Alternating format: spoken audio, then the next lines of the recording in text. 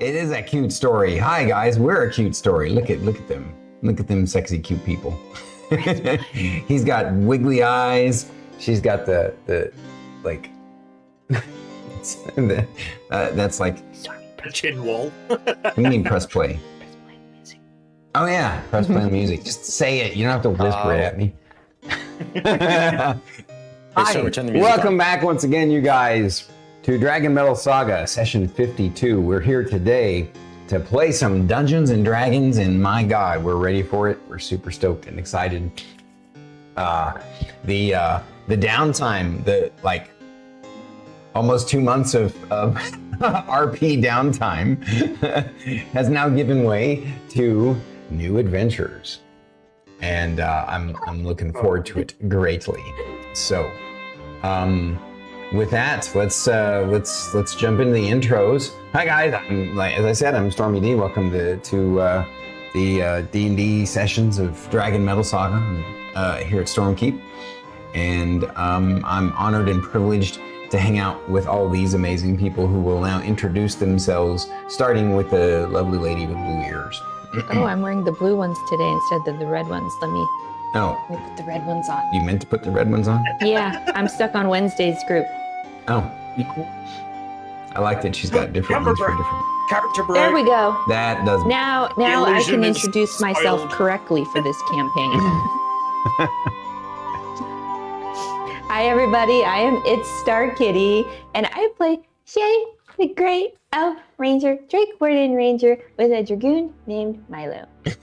I love it. I love it. I, as a player, know it's a Dragoon, but Shae just likes calling him a Dragoon.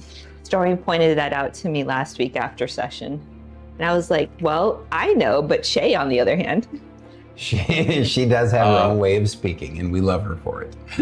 The amount of Hugs times back that at all you you called him a guys. Dragoon. DeMarco and Pelican and Vlad and all you wonderful folks. Double for shows here. Holy crap. Phantasmical. Oh, of course BananaTom's here. Sizzlin, Brett, he made it. Fantastic.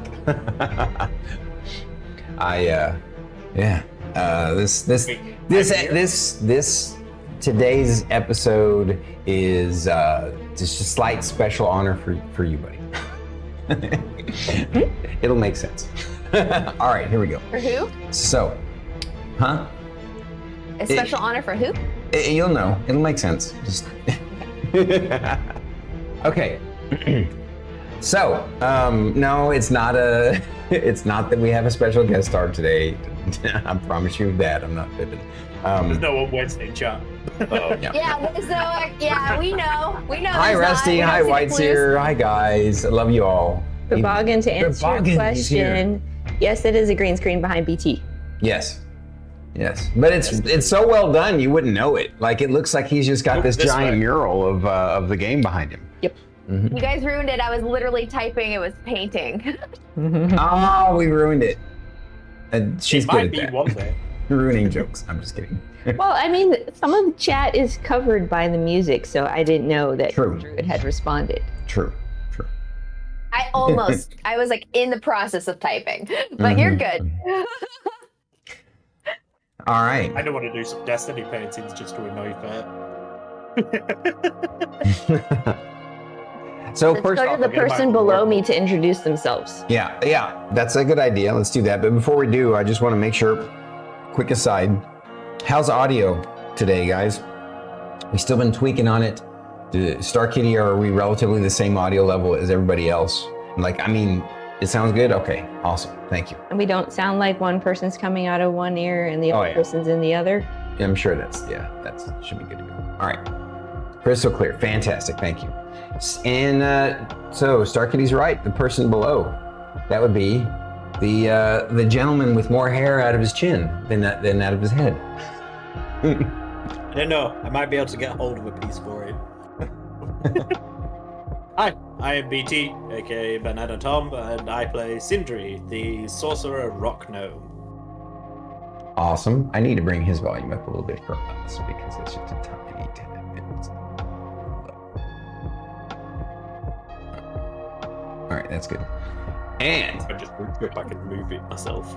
So yeah, who are you pointing to next? There, Mr. Sindri. That way. Okay, so the next one in line then would be the lady in green. 0 point. Look at me. Look at Okay. Hello. I'm Druid IRL, and I play Thyra, daughter of Tyr, descendant of the Valkyrie Guinevere. Rune Knight Fighter and Oath of Justice Paladin, wielder of Raven's Edge, member of the Freelancers, the Diviner Smites, Slayer of Demons, Eater of Meats, Destroyer of Cisterns, Bonker of Heads, and Demander of Sandwiches. Okay, she's added some new stuff to it. I'll tell you what, Druid, homework for you. Next time that you do that next week, you have to do it while looking at the camera. So you can't look down and read it. You're gonna have to memorize the whole thing. She's gonna have it up on a notepad document right up on her monitor. Yeah, or that, or she's gonna buy, break down and buy one of those Elgato teleprompters. Teleprompters. All right. So next to her, the other lovely, beautiful human being with the covered up hair at the moment. Fine. No, it's okay. You look cool in your beanie, man. It's actually kind of hot. Oh, okay, fair enough. I was just waiting for the best time to take it off. Hello, everybody. I'm extirpatefate, and I get to play Merrik, who's a wizard. And he's got this little guy. Echo, he's just a little guy. Echo. Yeah. Where's Awesome. his binoculars at? I can't. So- Can you not see him staring through your soul? Like, look Wow, at that. that's He's just pretty like- cool. I just meant the small owl that looks like binoculars. He to looks me. huge when you put him right up on the camera like that. Oh, wow. he's got- Those look like little owl binoculars. it looks like a owl in pig snout. Yep. Although that gave the owl anime eyes. Oh, wait. If we're talking about tiny owls, I got you beat, man. I got you beat. Can't even get it in between my fingers. There he is. Shit. He went out of focus. All right. All right. Echo is asking, who are Yes. you? So, the recap of last week. The group had a lot of downtime, but they were actually really busy during this downtime. They had. I'm just going to give a recap of everything they did during the RP. Their downtime had them meeting with the Bell Tome and the Guild Song at different days. It also had them chatting in an O-mail, responding to Jensen Hansen, potentially confirming a lunch date with him for Shae. But that turned out to be where they had to basically,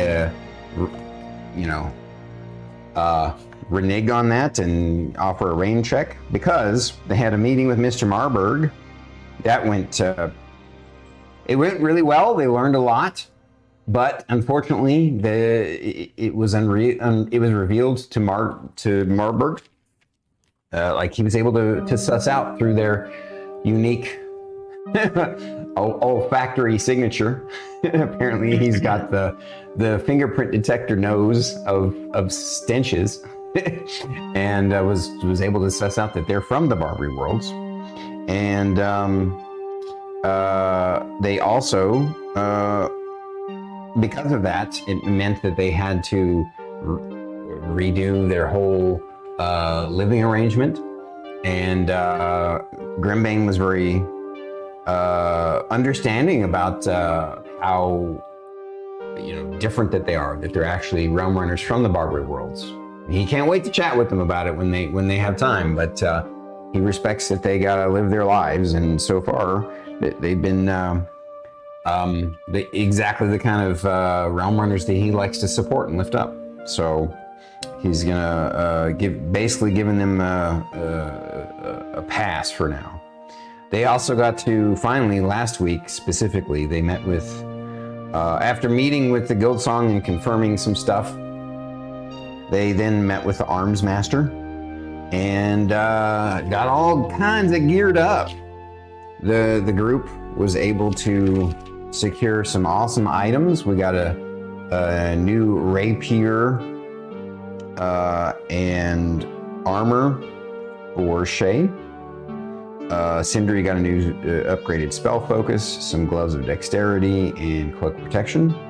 Merrik got the Eye of Yagamoto, which is a true seeing eye, but it has to magically replace his eye and his eye socket, which he has not done yet.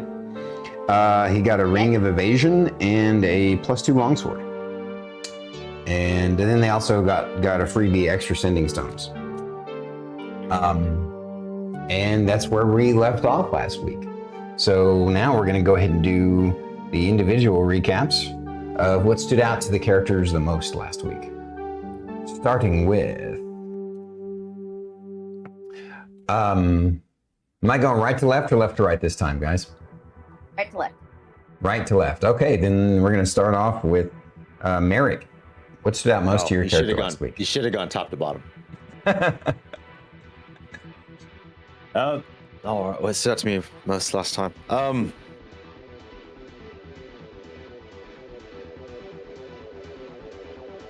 Honestly, it was shopping.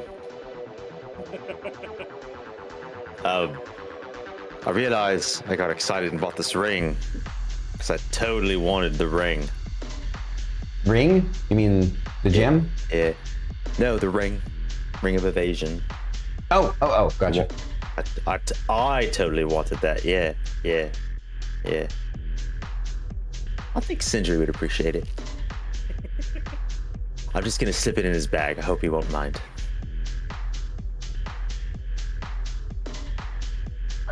I wonder if I can manage to convince the BananaTomOG Society to help me with my 2020 vision before we go. Knowing them, they'll probably be busy until we get back.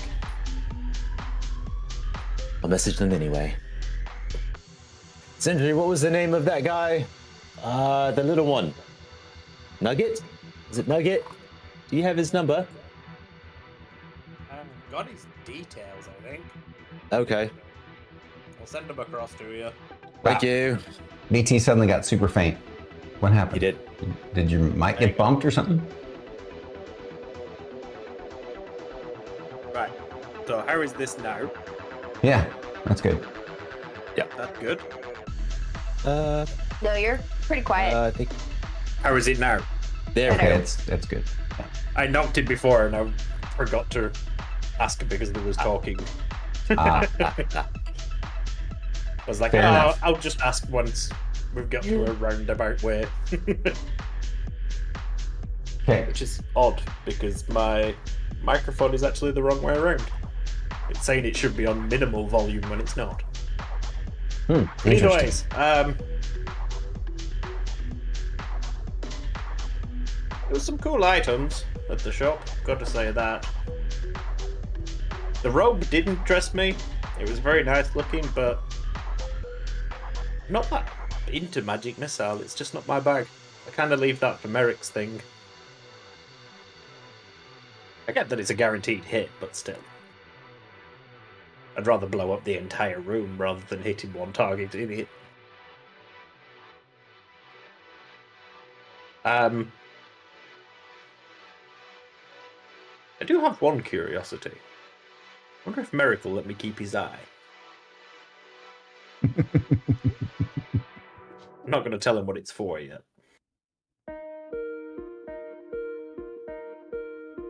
I wonder if I could become a necromancer and make my own person because I've got the peg leg, and then I'd have an eyeball. I'd just start collecting different pieces of people as we go along.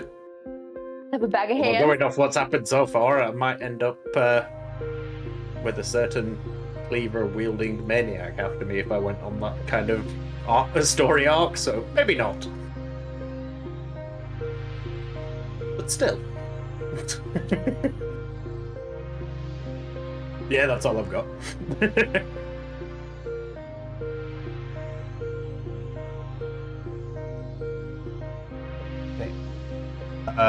Well then, Thyra.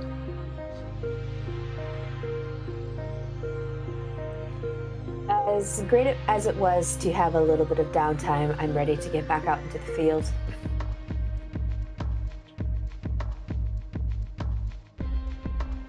Now that all my friends are decked out in new shiny toys, hopefully that'll keep them excited and placated for a little while.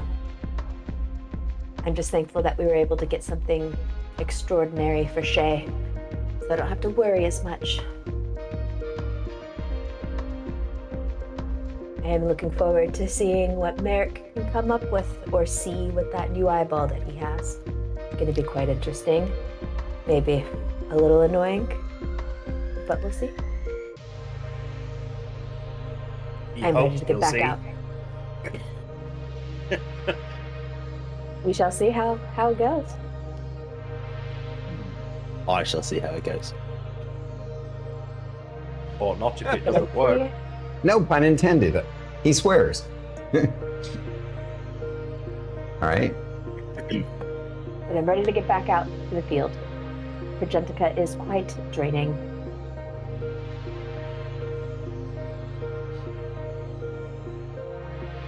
I think that's your cue. Oh, it's my turn? Okay. Dear Journal, it's me, Shae. We got to see the baker again. Shae is still confused with his pastries, but Shae got a new pastry this week that can harm or hurt someone or something or undead or all of the above. Shae likes this new pastry and can't wait to use it. But then again, maybe she can't. Celestial Miss Vale takes up a lot of her time. Shae is getting better at using a keyboard, but still questions why WASD is used for moving around instead of the direction keys. Technology is strange to Shae. P.S. Mr. Grimbane helped Shae set up a P.O. box. Shae must apologize in advance to the people holding our P.O. box. BPS. Mr. Merrik has turned Shae into, what's the word? Is it weeb or is it a fan of anima? Strange way to use the word fan. Two different things, Journal, two different things. Anyway, Shae has been watching the following: Devil Assassin, Crop Box, Agent Household, and Tyrant. All pretty good so far. PPPS. Shae has been making new friends with the invisible people in our home. Journal, Shae has a great idea. Tell you about it next time. That's my girl.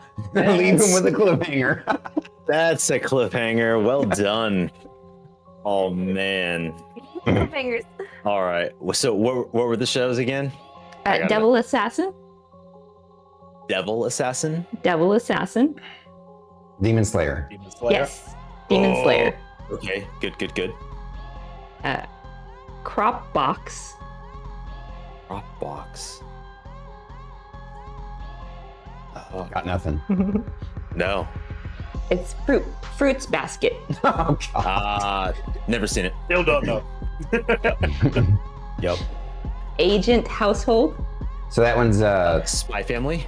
Spy Family. Yeah, Yeah. that one's Spy Spy Family. Family. Yeah. I knew that one. I knew that one. Yeah. Hey, look at that. And Tyrant is the last one. Overlord. Got it. Very cool. Very I cool. was I don't know why my first thought was Berserker, Oh, I can see that. but I'm like Oh, that's, Berserk, that doesn't- yeah. that's not it's not quite right. That didn't seem correct enough. It would've been No, but it's barbarian. evocative because when you watch Berserk, it's about him beating up on tyrants. So, Yeah, well done. Well done. So Yes. then I do want to say that I want to, obviously we had a little bit of role playing in the house, but then I would, if it's cool with you, Fate, I want to exposition your installation of your magic cyber tech. Sure. Yeah. Okay. Because I Not at all. want to get to the, I did create a lot of really Yes. interesting lore for today's Okay. super side quest. And, I honestly was 100% prepared for them to be like, well, I mean, you're not really a member yet. And I was like, that's fair. Like that would be 100% fair to do something along those lines. So I would have been okay with it not happening. well, But actually, it's happening, baby. I'm going to integrate it within. It's going to be integrated within what's going on, right? So it'll make sense. But first, we're going to do a little bit of brief role play because I'm pretty sure you wanted to role play with him at breakfast, or was that something you wanted to do later? About what? I mean, it's okay if you want to wait and do it another time. That's the read my mind look. I mean, You guys is have it talked about what I put in my journal or what?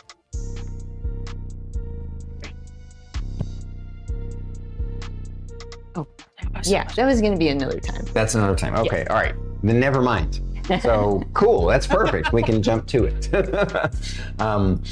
She left you with a cliffhanger, and it won't be until next week, apparently. It might be today's session. You never know.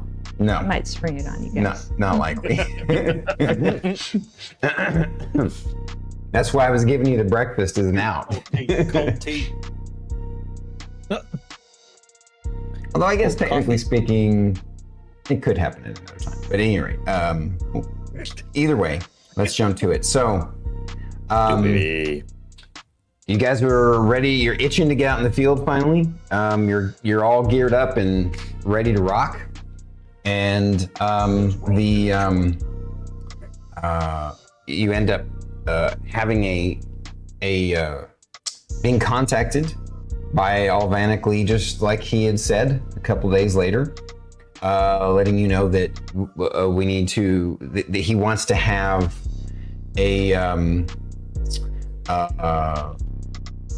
group meeting, a group call meeting with Master Hoopnaw to discuss your what they have crafted for you. They really are excited about this. Both he says that he and Master Hoopnaw are really excited about this group, this joint membership expedition mission.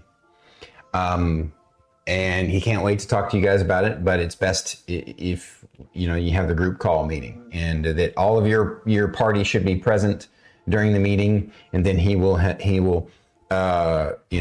whatever, click in Master Hoopnaw and be able to do it virtually through holographic projections off of your devices. And you all wait till you guys arrange for the next day, and sure enough, the time comes around, and you all are meeting with Alvanically and Master Hoopnaw, and you're able to. You can either use the small holographic projections on your wrist devices, or you can cast them onto your TV, and where you have them both on the screen at the same time. And so you guys kind of all do that, and of course they pick up the audio. And Alvanically is the gnome, and Master Hoopnaw was the elf, right? Pretty sure I got that right. Yes. I don't yes. have my notes. I haven't pardoned them yet. I haven't found him yet. So you're he greets you, and Master Hoopnaw greets you as well. And Alvanically says, we're quite thrilled to have you for this. Before we discuss this, I just wanted you to know And I'm sure my, what's the word he would use? My counterpart over at the other organization agrees, and Hoopnon nods, that we're very excited by this. We've pooled our resources together to launch an official Realm Runner mission through the Realm Runners Association. And before we get into that, though, before I discuss the mission, I want you to know that, of course, we noticed while putting in the application, obviously we have connections because we're retired Realm Runners ourselves and still consult with the high-ranking Omega Corp Alpha teams. And but we did discover when we were setting things up for this, at first we thought it was going to be a rather difficult undertaking to qualify you all for this kind of mission. But as it turns out, you were given special exemption consult status by the Realm Runners Association very recently, which we found a bit surprising. But it turned out to be quite apropos, as it were, very fitting, because by being given this status, it reduces much of the red tape that would have bogged down our application to have the freelancers head up this expedition. This is due to you technically not having the requisite time in the field status. You all are very new at this, even though you've grown exponentially. Which is to say a lot about you, and we find it wonderful and fascinating, and we won't pry as to why you were given this special status. We will just see it as divine providence, as it were. And Hoopnall says, yes, of course. And Merrik scoffs at that, the divine aspect, like. Now, to get into the gritty details, the mission itself is something that both of our organizations, a bit of a legend, a bit of a myth that's been around on Valion. I believe that's Merrik's home. No, he wouldn't say this. I believe that's Merrik's expertise world. Yes. Yes. Yeah. So you might know this already. Then, it's the legend of the Cache of Galadoon, and you don't even have to roll. It's pretty much, one of the things that inspired you to become who you wanted to be was a lot of the legends and stories and myths you heard. This was one of your favorites. He just kind of, now for those who don't know it, I'm going to go into it and share the details of the Cache of Galadoon. And then I'm just going to read it to you guys, not necessarily in character here, for simplicity's sake. Galadoon was a legendary hero from about 200 years ago during the Age of Barbarism on Valion. This was long before the loose peace accords that now exist between the giants of Titanhold and the humans of the Ungold Lands, which were negotiated by Arcantian's father, Utranor Pentagoth. During the Age of Barbarism, Galadoon and his band of loyal adventurers amassed power and respect amongst the tribes. They became known as the Noble Chancery and had a reputation as defenders of wisdom and justice. He and the Chancery inspired others and sparked the first embers of civilization that would eventually grow into the Pentagoth Kingdom. It was his group that popularized the philosophical/religious perspective of the great dragon spirit, as well as the concept of noblesse oblige. Out of character, does everybody here know what noblesse oblige is? No. Okay. It sounds familiar.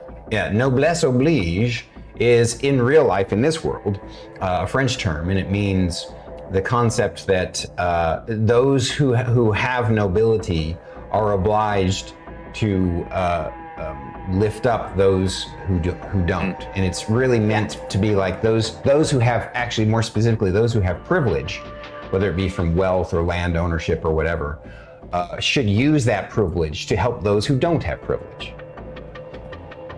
So Yep. that's what noblesse oblige is. And then, so he goes on to say, and I'm going to get back in character again because I'm feeling like it. However, his tale is also a tragic.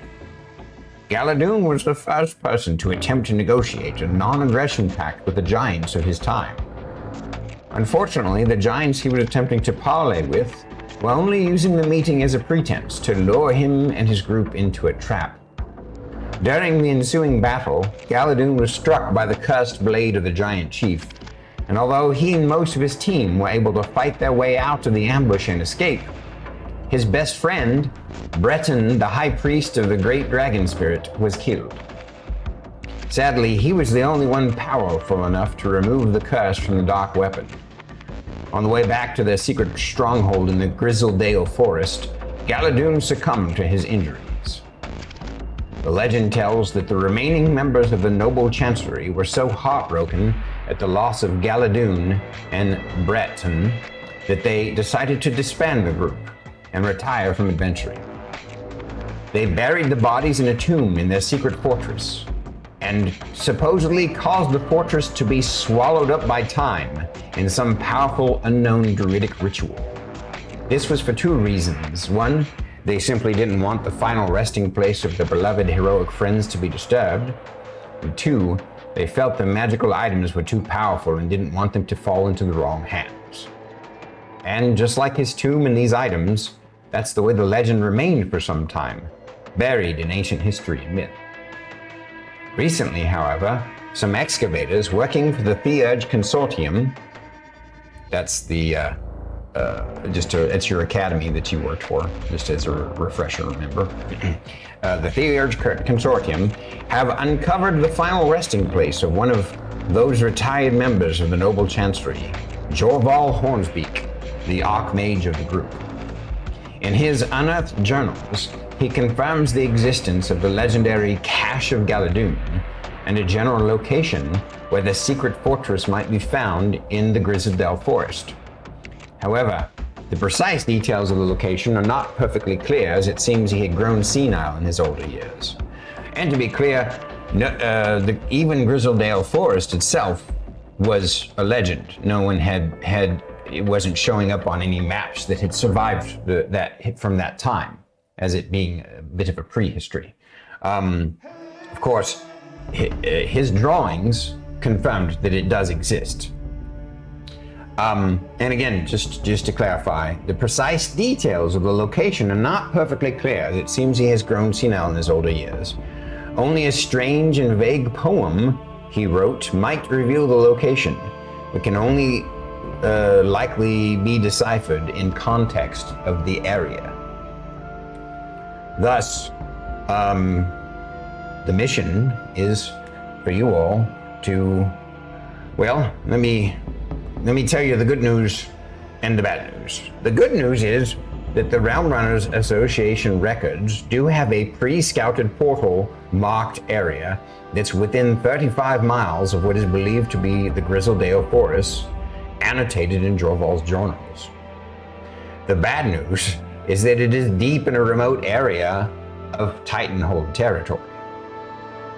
The transport destination is a small henge on a hilltop as well, which means it is highly visible from far vantage points. Because of this, you will need to make a night drop to the location, as this is technically a stealth mission. Even with a night drop, it is highly likely you will be spotted at some point as you search the region for the location. So, you have two choices for this mission. You must either disguise yourselves as elves or some other fairy folk, so that if any giants survive an encounter with you, then the Phalanx will get blamed, or you use non-lethal damage to any giants that cross your path and do your best to succeed and escape. After completing the finding of the cache, if you are able to, the group will need to escape the Wildlands area and rendezvous with a crew of archaeologists working for the consortium. And that is the expedition to the Cache of Galadoon. And now I'm gonna reveal I'm sure that Brett got it. Basislin. Yeah. Breton is the extended name of Brett. So, it's just for funsies today when I was crafting the lore of this side quest. I decided to use Galadoon, which was the name of the character that I played in Daggerfall at first when I first started streaming, and a variation on Breton for my buddy Brett. When you were saying Brett was gonna get a nod in this, I was like, is he gonna be Conan-esque? And then as soon as he said Valiant, I was like, probably not. I mean, when you said Breton, the first thing I thought of was like, Skyrim. Oh yeah, like Brett. Yeah. Yeah. That's funny is that that word is the original name that became Brett. So anyway, That's cool. So Nice. I'm sure that you all are curious about the poem, so I will share it with you and anybody who wants to start writing. Reading up on the scimitar speed, make sure I have calculated everything correctly. Cool. You want to write the notes? Why? You could send it to us electronically. I mean, okay. Whatever you want to do. I just feel like if you have it now, then it might be, you write it down, then you'll remember it. It might, absorb in your head better. But here it is. The poem that was written in his journals reads, "Round and round the points you go, but never will you find the home.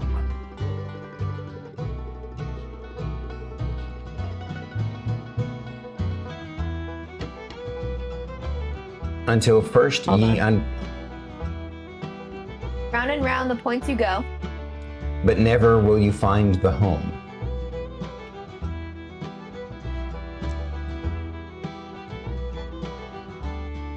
This is all one sentence with commas in there, but yeah.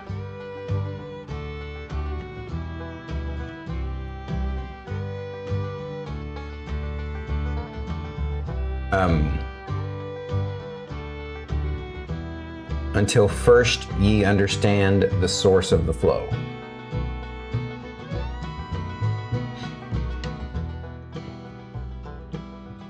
Understand the source of the flow? Yeah.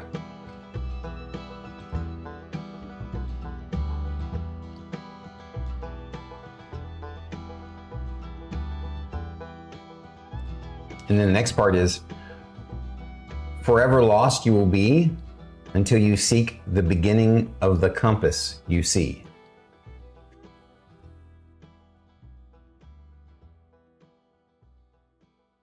Forever lost you will be until you... Yeah. What, the compass? Forever lost you will be until you seek the beginning of the compass you see. And then the last part of it, when you're ready. Hold on. Yeah, let me know when you're ready. In the beginning. Wait, so forever lost you will be until... You seek the beginning of the compass you see. Thinking. My pen's just about to run out of ink.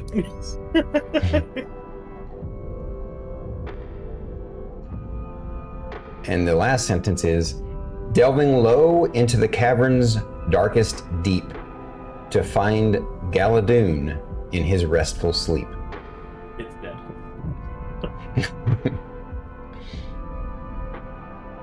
Delving low in the what? Delving low into the cavern's darkest deep to find Galadoon in his restful sleep.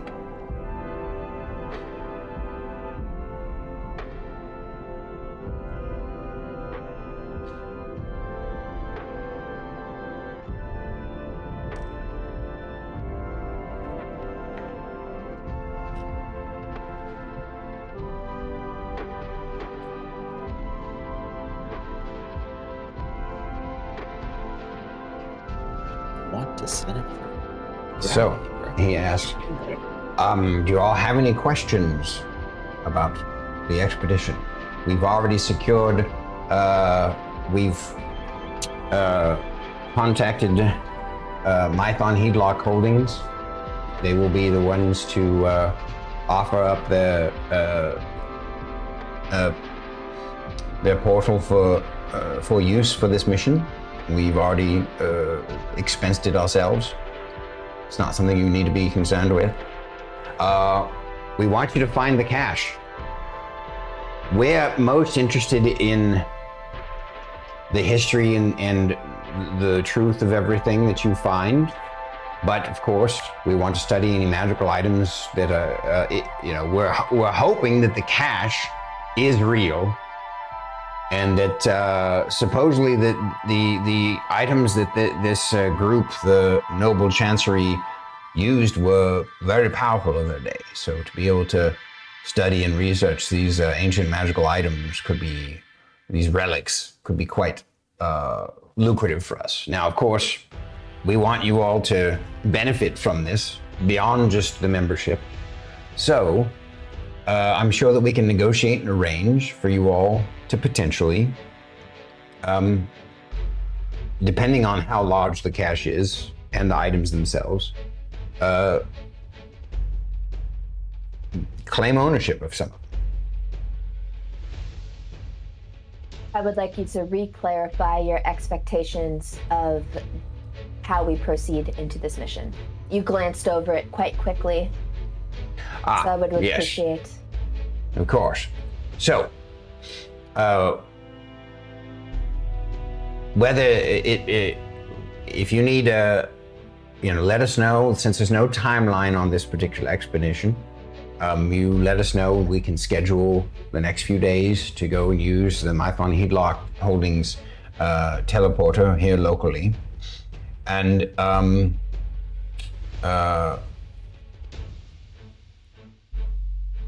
we will be basically transporting you to the marked location, which is a small henge on a hilltop, deep into luckily it's a remote region, even for the lands of Titanhold. From what intelligence that we have from our contacts in the Barbary world of Valion,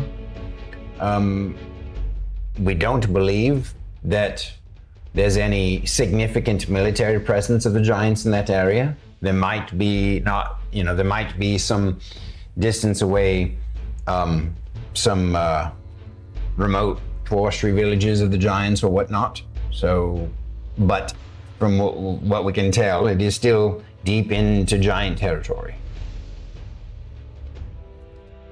Actually, I'm gonna go different voice with this. We'll say that Hoopnall pipes in and says some of this stuff, so it's easier.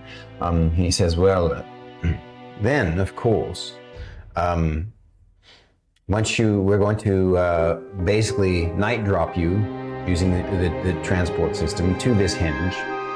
You need to make your way to the east. We believe that the area signified by the map, the drawings in his journals, is to the east, to the west of the location where we're dropping you.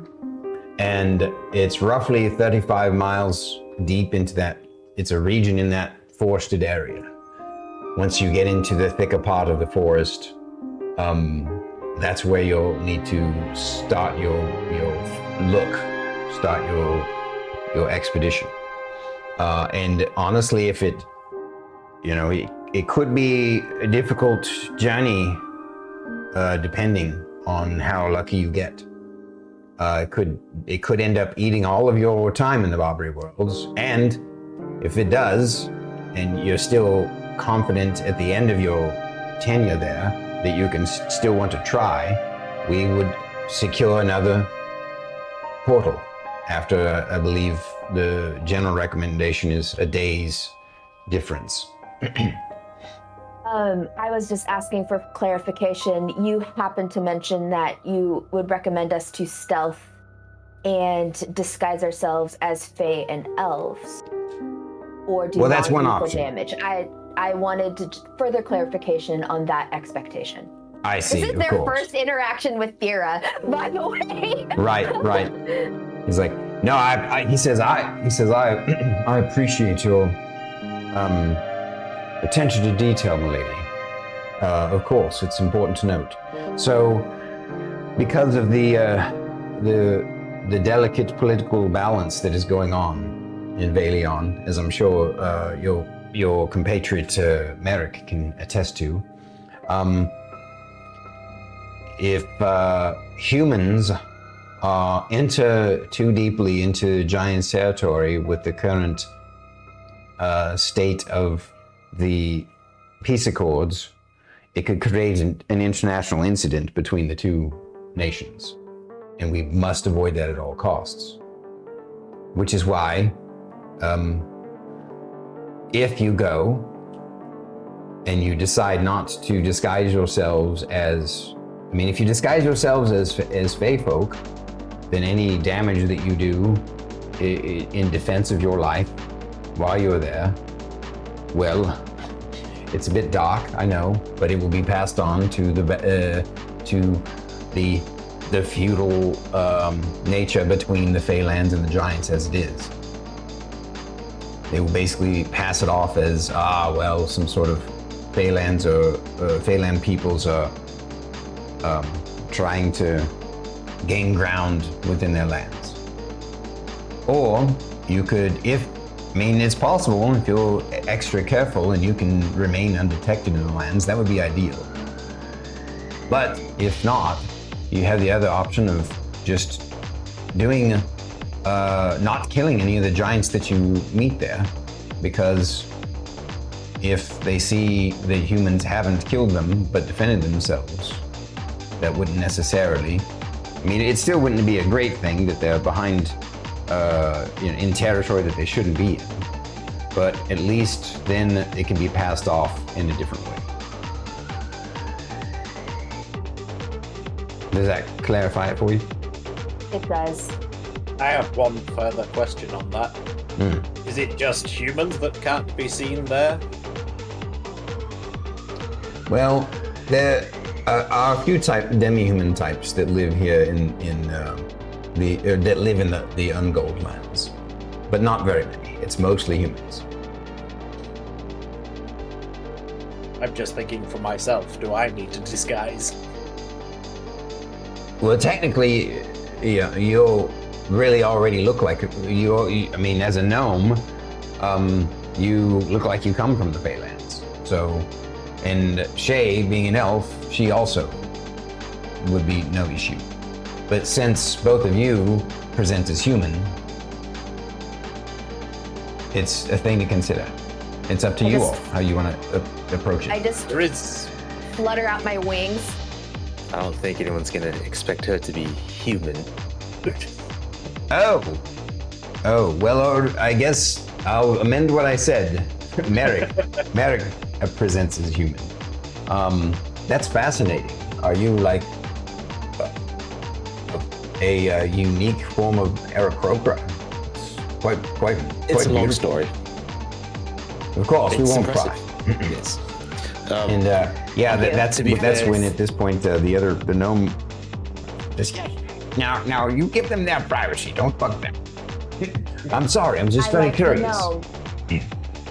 I like the gnome, but I can see why Merrik gets along with you. Did you just say? I can see why Merrik gets along with you. Oh. Yeah. Since they're here, you might as well ask them about the eyeball. Once we're done talking about this. Why you gotta take the wind out of my sails? You've got Because- wings, you can fly. Don't shoot me down. She's got a point though. I do have a little bit of a predicament. Oh, what's that? Will it be beneficial to your mission? Yes. Perhaps. The answer he's looking for is yes. Yeah, well, considering the context of what we're trying to do and trying to find something that's hidden, being able to continuously have true sight would be fantastic. I have a means to do that, but not a means to do that. And I'll just pull out the eye and go, I can't do it myself.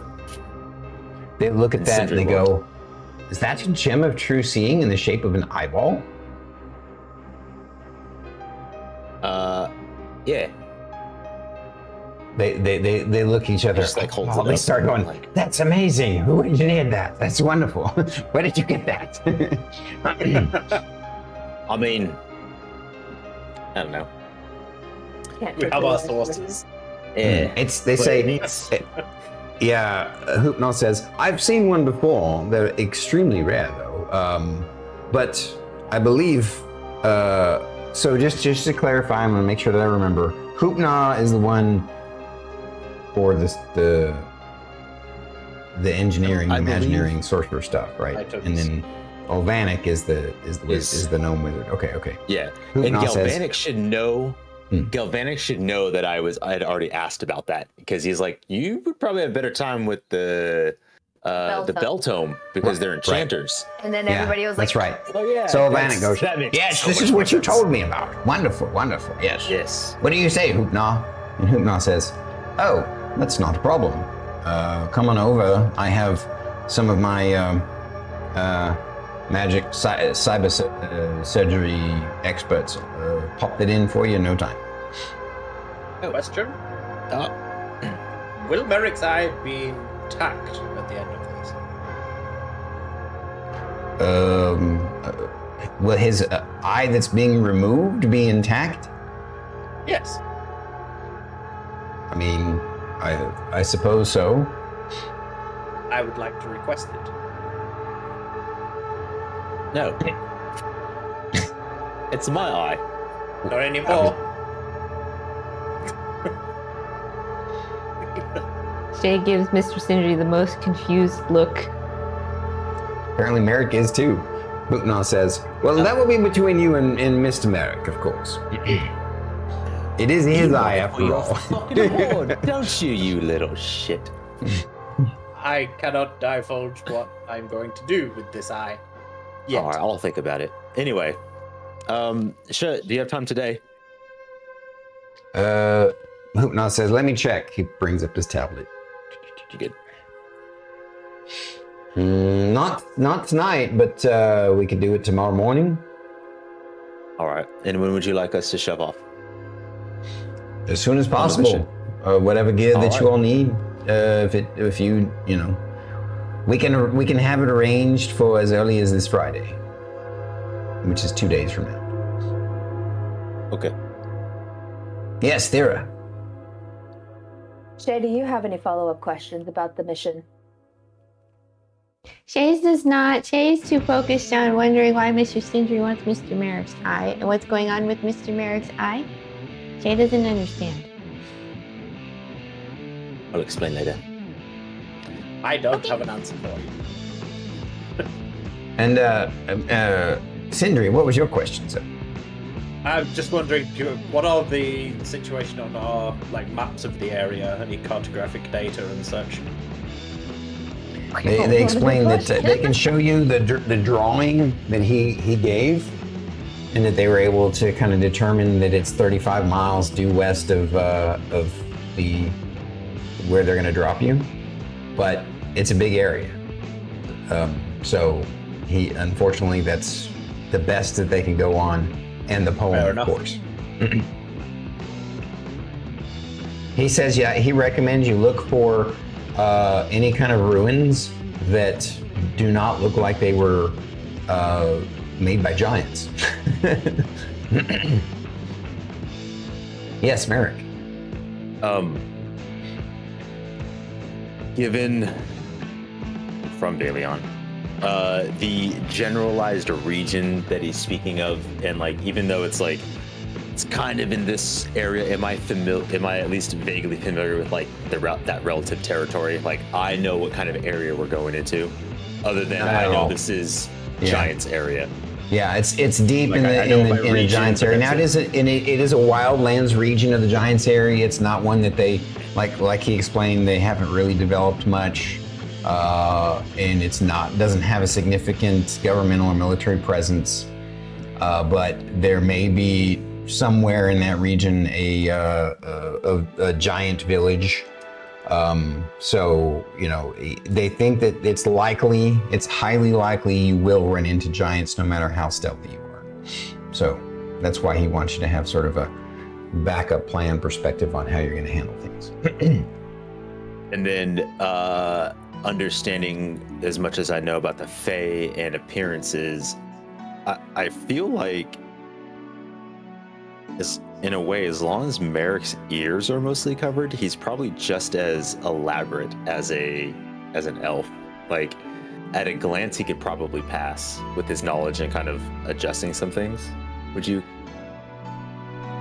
You're a human slave. I mean, I would say if you wanted to do a manual, non-magical disguise, you can. I'd give you advantage on a roll to create that disguise. Alternatively, you have magic as well.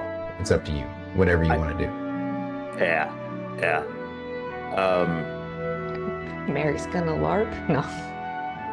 No, yeah. Actually, I have some glue on teeth. today you have a fantastic idea. Got some ears as well. Yeah. Yeah. Miracle immediately, like, I imagine we're kind of done with our conversation. I'll wait until we're done with that. Okay. Yeah. So they say. So what say you? Are you amenable to this wonderful, exciting expedition quest that we've set about for you? Oh yeah. Yeah. Since this is a mission for our dear friends to join your guys' clubs and stuff, since we are partaking in this quest, are we able to take a look at what amenities that they are going to be able to access? Get a tour? They say. Oh, you want to see Well- the facilities? Yeah. They look at each other and say, we could arrange that if you want to do it before or after they've once you all are back, and once you're back and you're successful, then they can give you a tour themselves. I imagine that they would enjoy that. We would be on, and Ovanik says, "We'd be honored to have you. Wouldn't that be right?" And Hook nods. we like to entertain guests from time to time. We could have a little tea party. Say that again, BT? Like, Sindri looks over at Merrik. We need to introduce them to Nugget. Did you say Nugget? There's somebody named Yeah. Nugget? Where? Yeah. Thyra, you'll love Nugget. Jay, you'll actually love Nugget.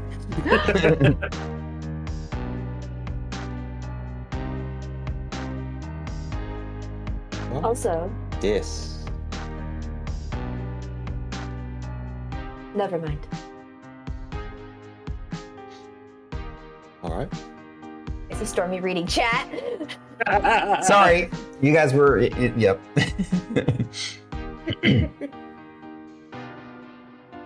All right. So Fantastic. tomorrow, I will see Thursday you in the morning.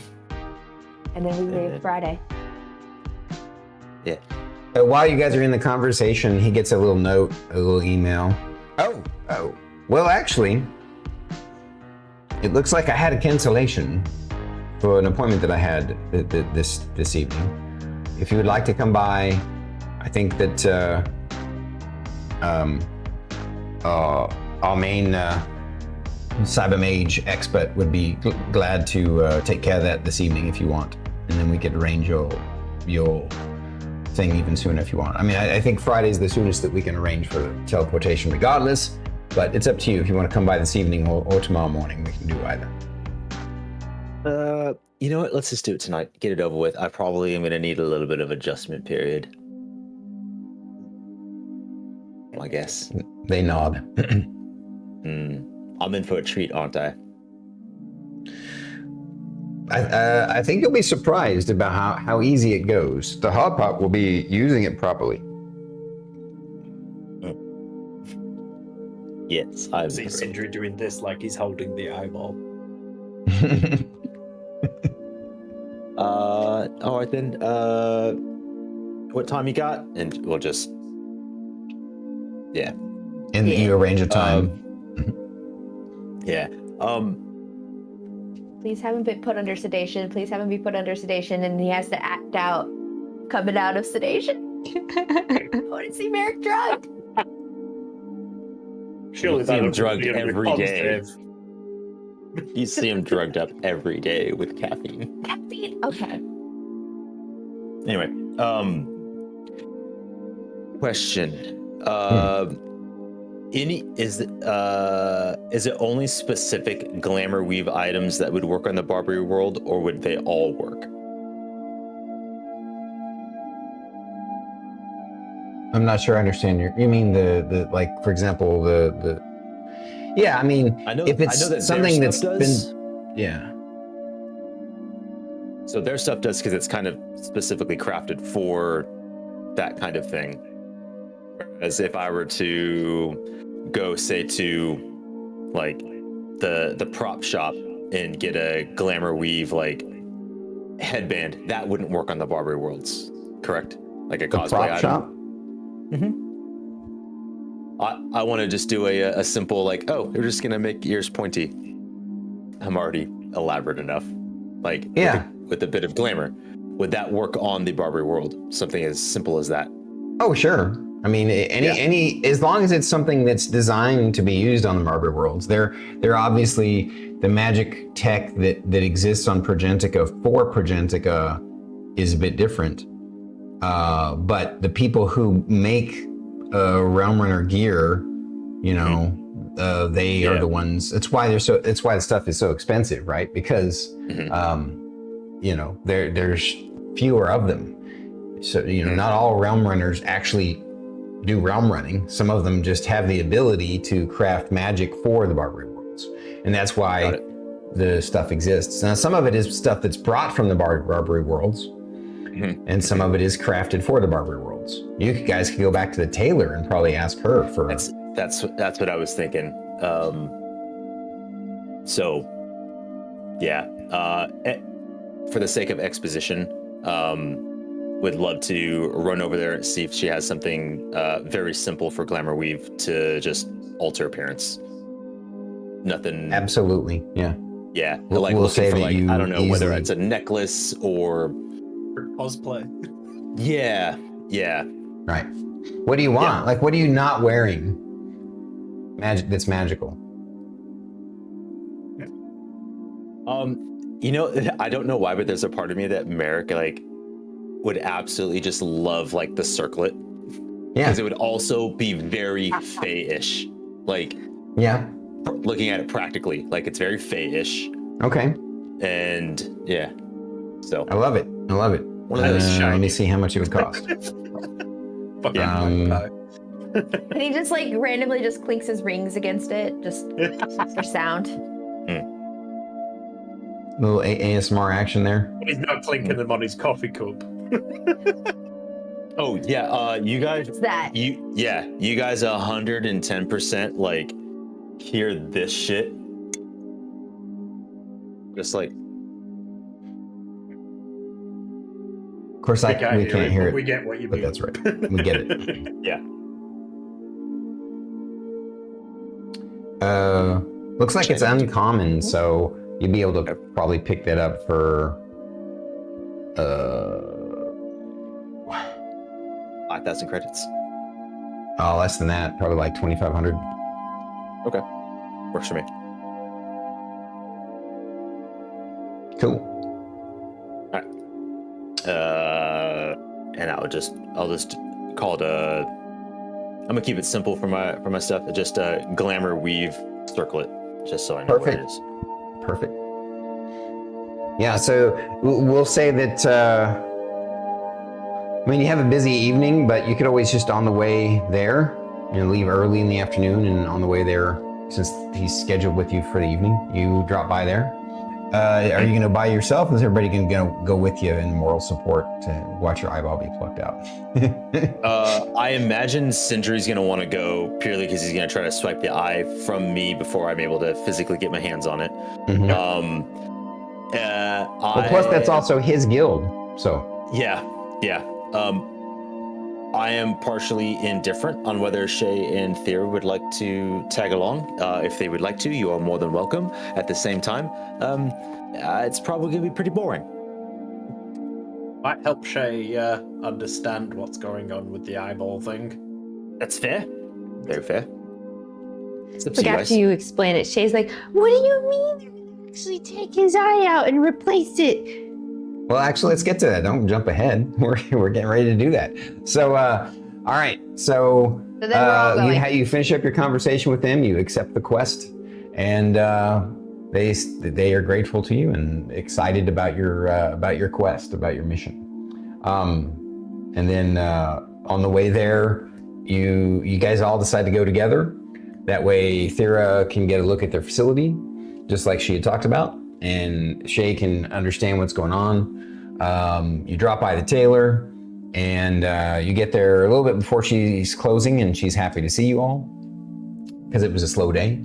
And then you buy a circlet of disguise, and it's not quite as fancy as you want it to be. It's more like a hard leather headband with some inlays. However, she points out that because it's a device of disguise, you can make it look like whatever you want it to look like.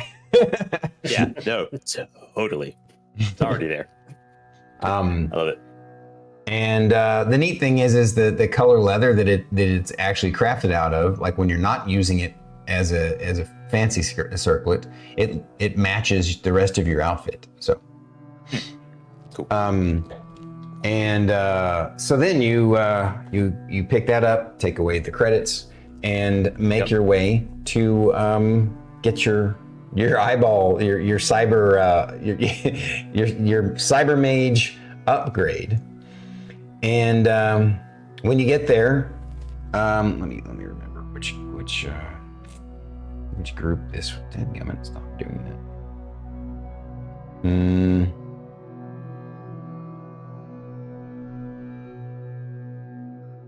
I wonder if it's possible to get leg extensions.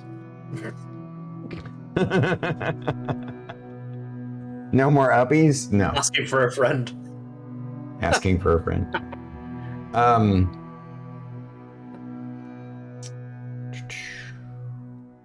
So you meet up with Master Hoopnaw, and sure enough, he has you back in the room, and you guys meet Nugget, the halfling hobbyist, who's technically unregistered, but he's just sort of been adopted by all of them and hangs out because of the fact that he's always helpful, he's always willing, he's always there.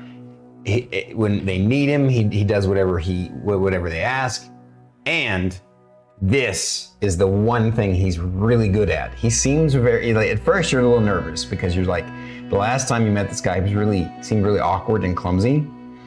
But when you're taken back to his room and he's fiddling with these little magic surgery devices and stuff, he's like flicking them around like some sort of master robe or something, and he says, "Have I ever seen? I'm so excited to meet you all again. Who are these lovely ladies that are with you? This is wonderful, and I'm happy to be able to help you, Mr. Merrik, because this is gonna be amazing. I heard that you have an eye of true seeing. Does it have a name?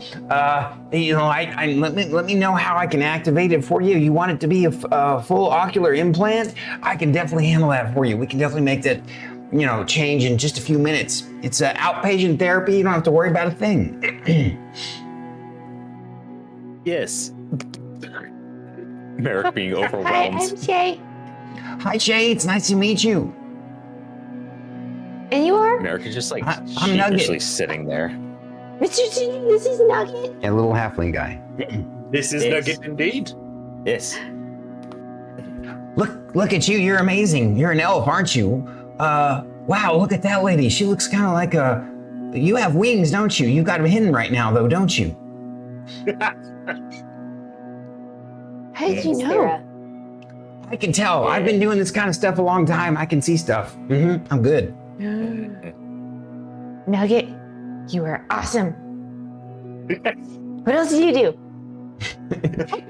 He says, "Well, if you'll have Mr. Merrik lay down on my table, it's one of those cyberpunk looking tables that's leaned over at like a 45-degree angle. He says, "Have a seat. It's super comfy, I promise." Merrik sits down and immediately is like white knuckling the like the armrest. He's like, "Yep." Fate's image in his head is like, Nugget's really good at this, and here comes the screwdriver like Volo. That's all I can think of. Except that's not at all what happens. You find it quite fascinating, and I'm just going to exposition the rest of it. What happens is you sit down and you're white knuckled and you're nervous, and he comes up and he, of course, because he's a small little guy, he's got a little stool that he has to walk up on, right? And it's got railings to make sure he doesn't fall off, right? To keep himself steady. And he comes over and he says, "So don't worry at all. I got some magic tools that are going to take care of this for you. You're not even going to feel a sting. Like if you were to go to get regular, manual surgery. Oh, who does that anymore? But if you're out in the backwoods or something and you wanted to get manual surgery, you'd feel a little prick as they, poke your skin with Novocaine. But we can do that magically now. Watch this. Check this out. Just relax it back." And he just touches 3 points. He's got this little metal rod that's got a glow to it. And he touches 3 points, right here, and right here. And immediately you feel this all go numb. Like it just feels like a slight bit of cold metal touching you.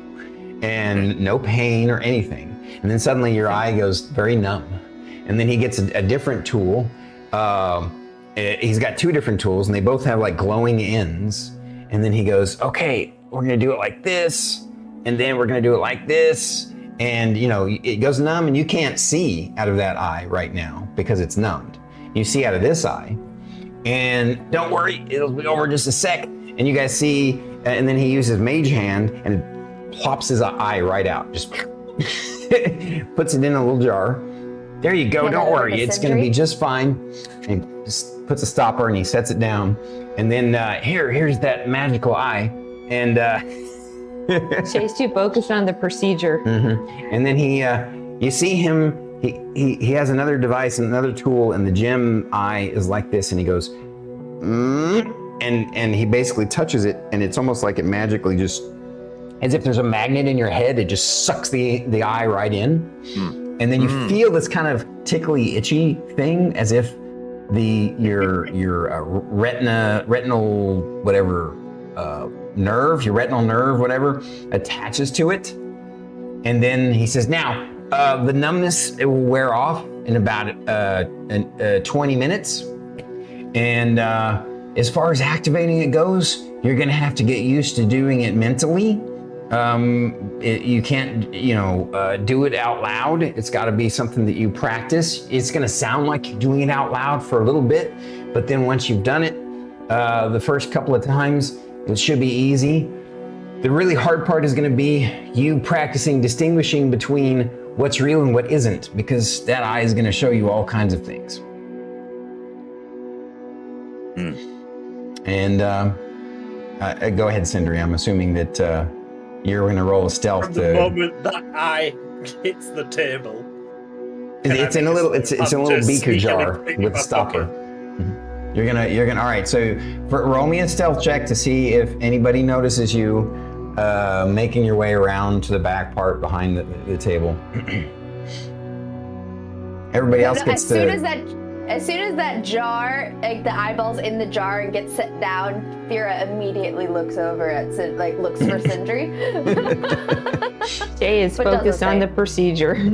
Merrik obviously is focused on what's going on too. 11 on stealth. But Merrik is thinking to himself, "I hope he replaced the correct eye." Which one did you want? Right eye, because that's Fate's worst eye. Okay. Yeah. That was the one I was envisioning, so perfect. Oh, cool. Yeah. What was your stealth, I everybody? rolled an 11. A total of an 11? Yeah.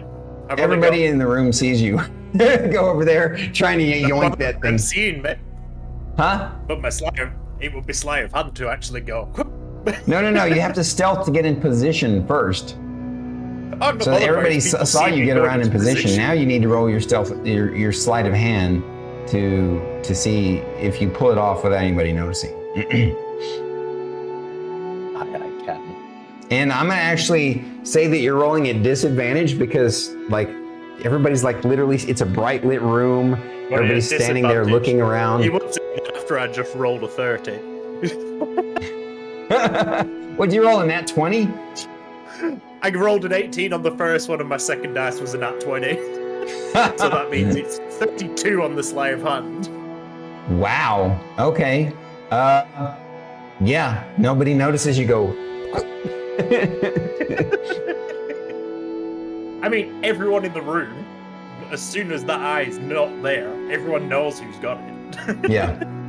And and after that, he says, "You're all done, ready to go.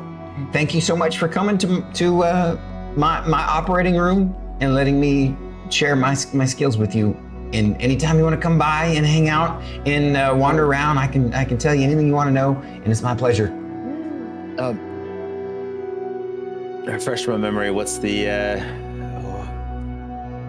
how to turn it on again? Oh, I guess it's the command word is going to be whatever the name of the thing was, and something like name it and say on, activate, something like that. Okay. Yeah, I have Yagamato activate. You know what it is too? No, I'm saying that's no. me out of character. Okay. Sorry, even though I sounded like I was a character. So, all right. So you I've got to do it in my head, right? Yeah. So that's the tricky part. Yeah, he says. Okay. But it won't matter since right now you're numbed. So give it about, like I said, 20 minutes, probably 15 now. It'll be okay. Oh, I see. Okay. Not yet. Cool. America's just it's like, okay. Just thinking about like, all right, how am I gonna say it? Thinking to himself, oh shit, is that cancer? Trying to turn it on. Like before Mr. Merrik gets up, Shae goes up to him and she's just like admiring the work that he did, and she's So like, now he's don't got. touch his face, but did you remember to sterilize this before you put it in his head? So add a character. What is Fate's favorite color? Oh. Like my proper favorite color or like my favorite color? There's fucking difference. Oh, black, because that's what I constantly do, but my proper favorite color is royal purple. Like there's Oh wow, like me. That's funny. Okay. yeah. We'll say that the eye is a mixture of black and royal purple. It's instead of having it has a pupil that's black like a normal one, right? I thought The you said it was iris crystal is a blue. royal purple, but instead of having a white, it's black. So basically you have all black and then purple, kind of a bright purple in the center. I thought you said it was a crystalline blue eye. Oh, is that what I got it described? Okay. Yeah. I'm not Which going to retcon actually- that if that's what I had said. Okay. Yeah, which actually makes sense because Merrick's like it actually fits because Merrick's eyes are crystalline blue. Oh, okay. Okay, fair enough. Yeah. Now the sclera can still be black. I'm cool with that, but it's it. Yeah. Basically, that's what's different now is black. your whole it's eye black is because it was transparent and now it's in a dark spot, so all that clear is now black. Mm-hmm. Headcanon done. All right.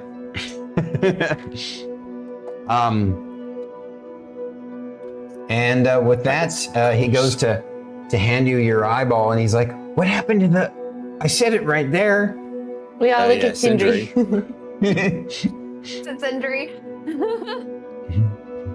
I have it now. It is mine. That's called theft, and that is punishable. Not theft. It wasn't your property. It was taken out of your possession. He wants it for his hoard, probably. I understand that, but I would To be rather fair, just- I want it for some magical test, which I figured you approve of anyway. oh, that's fine. I'd rather just give it to you than you take it from me.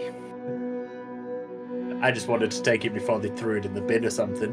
Oh God, no! I wouldn't let them do that. It's my eye. It's not trash. Was your eye. It is still my eye. You just said you gave it to me. It's all right. The devil's in the details. Probably Well- shouldn't say that around Thyra. Yeah, you shouldn't. There, I give you permission to smack him. With the wing. Thyra's just sitting there like. Anyway, Nugget, thank you, my friend. He thanks you and says, "You all have a wonderful evening." And he's like, "We'll be shutting up shop, so he'll walk you out." Thank you. You all got Player a brief just tour realised too. something.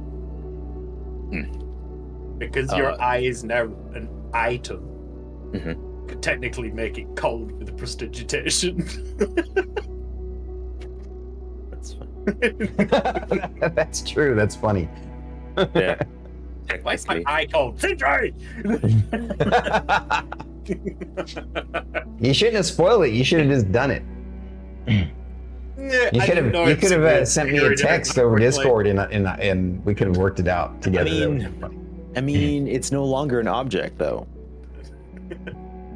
It technically is still a magical item. It may be grafted to you, Yeah. but it's not. Yeah. Anyway, cool. Well, that's gonna be fun. As soon as the timer's up, Merrik is just gonna like start fucking auto casting and hoping for the best. So we can move forward for the Okay. evening. I have to pee. Okay. I know it's a little bit early. Did you guys want to take the break now? Yeah, I figure might as well. If the next leg is kind of getting into the mission, then we might as well break now and then jump into mission if everyone else Perfect. agrees. All right. That's what we'll do then. Hey guys, thank you guys for joining us this evening. We're going to take a 10-minute intermission, and we'll be back in just a bit. Mission montage to entertain you. It's gonna be a montage. Someone clip that. That's clever. Man, high five me. Do it like Which that one.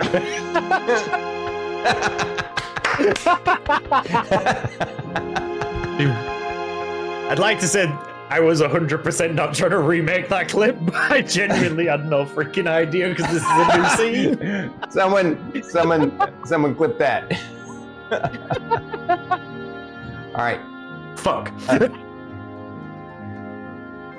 Brother's like, wait, let me help you. Let me help you. Blessings of goo upon you. And he gives you guidance. It's an extra D4, right? I hope someone clips that. Yeah, I believe it's an extra D4 for guidance, correct? Yeah. Yeah. Also, thank you for the 50. I dropped the dice. All right, 18. Negative. Do the there. Are you doing the monkey toast thing? Did you guys see that? Yeah. We all saw that. I'm sure somebody's gonna clip it now. $5? No, just Huh? that'll be $5. No, just kidding. Has come in handy. Somewhat. I didn't know fighting would be this much fun. I'm looking forward to what happens next. P.S. Journal, why does Miss Thyra's sword call her Dom Mommy? I'm not sure I know what that means.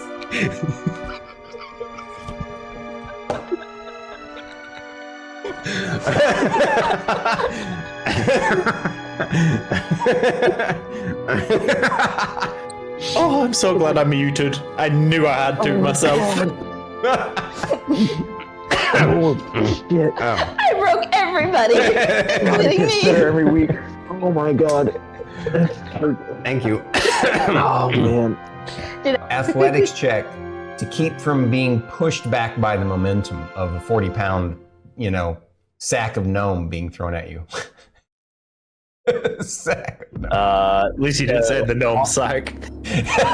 Gnome sack. Oh, that's funny because that's what I was about to say. Someone Yeah. don't clip that. All right, and the Bob Ross moment has ended. Eating my butt. Freaking chair. Thyra's gonna walk up next to Sindri and just look down at him and go, "Uppies?" It was it's weird because it's you feel it, but you feel it coming from it. It's not like you felt it. You felt the experience of it, and it's the same kind of relief of, wow, I've been working so hard out in the field and I'm so hungry, and you eat a meal, or I just, had some great sex. It's just one of those kinds of feelings. It's just like, oh. You see how short Druid is in your chair. Say less. This is let me- I love it. This is awesome. Yeah. By the way, I do want to say I love the scarf you've chosen for today, buddy. It looks amazing. What's your outfit? Oh damn, you tall. Very cool. Very fashionable. Holy crap. Wow, it really does cut off like It looks like almost Druid's top so of his far head. in the background. She's only right there. She looks miniature now. Like she's looks like a giant- she's like a half a mile behind you. Jay Yes. has a super semi-unimportant question not related to anything. Yes, Shay. Absolutely. What is milk toast? Honestly, that is a. That is a good question. I don't know what milk toast is. Not a clue. What? You guys are a bunch of ignoramuses. Milk toast is toast drowning in milk. Glowing, a bluish color. And it's built The same color? It's built into the wall sconce as well. The same color, the same blue glove. Emmeline turns to look at the Yes. the wall sconce and go, "Hey, Fern." And it doesn't give off any heat. Fern is sneaking up towards the top behind Miss Ray. I'm like, Fern, is this the same color? It is the same color, it's the same blue glow. Thank you for indulging us there, Druid. You're welcome. She was the one who screwed him over twice. Oh yeah, no, totally. He hates her most of all. And yeah. Did you see the little spider legs go? You see little spider poop come out? Oh, you made me silk. Inflict wounds, chromatic orb, burning hands, armor of Agathis, command, entangle, thunderwave. Why would anybody want their hands to burn?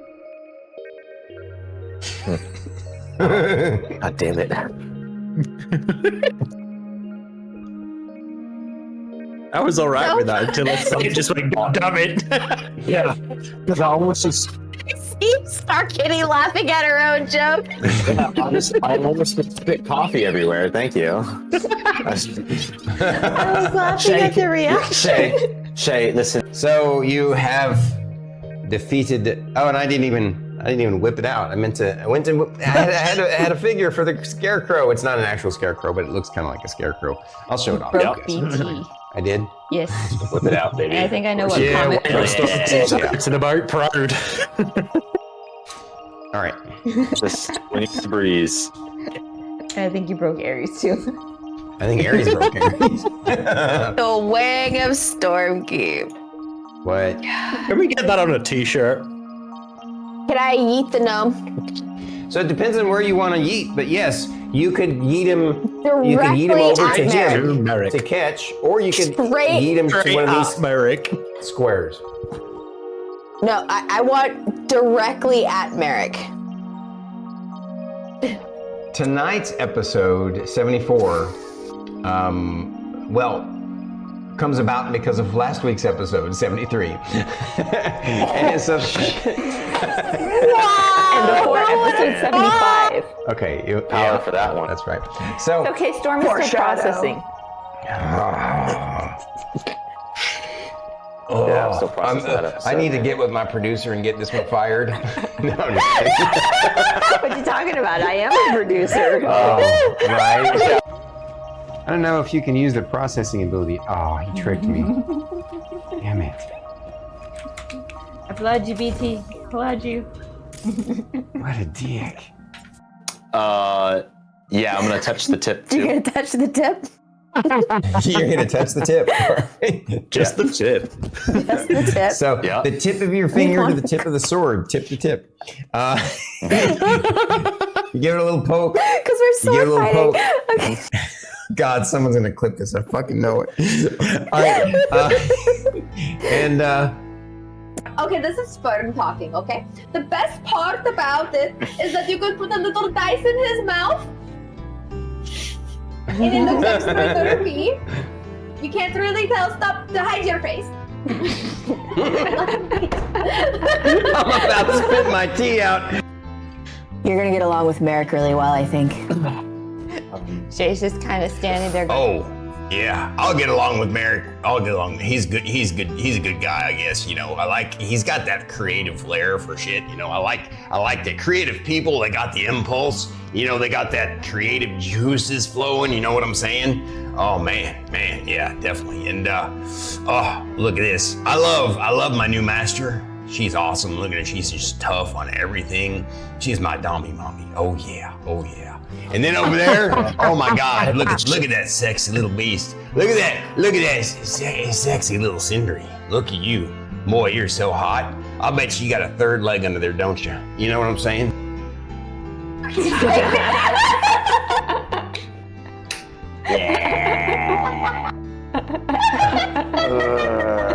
oh man, Tom, you're awesome. Yes, he is.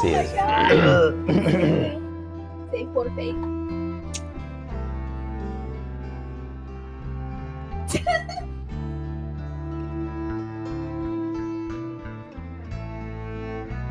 Talk shit. How dare you talk shit? I will end you. Now the creature, it goes. Lord of potatoes. You know, it took me a moment to process this. Yep, I said it. But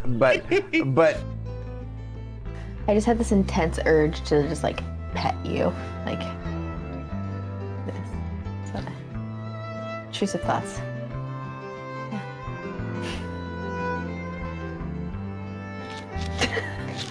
I just can't right now. as she says that to you, and you all are processing what you're experiencing, I got myself on that one. It's the best word for it, though. The 13. Considering we would be. Correct. Because You know will how hard be it is to get I this know, accent? I know. I'm sorry. I For love me, you. I I struggle love you. I'm with it. sorry.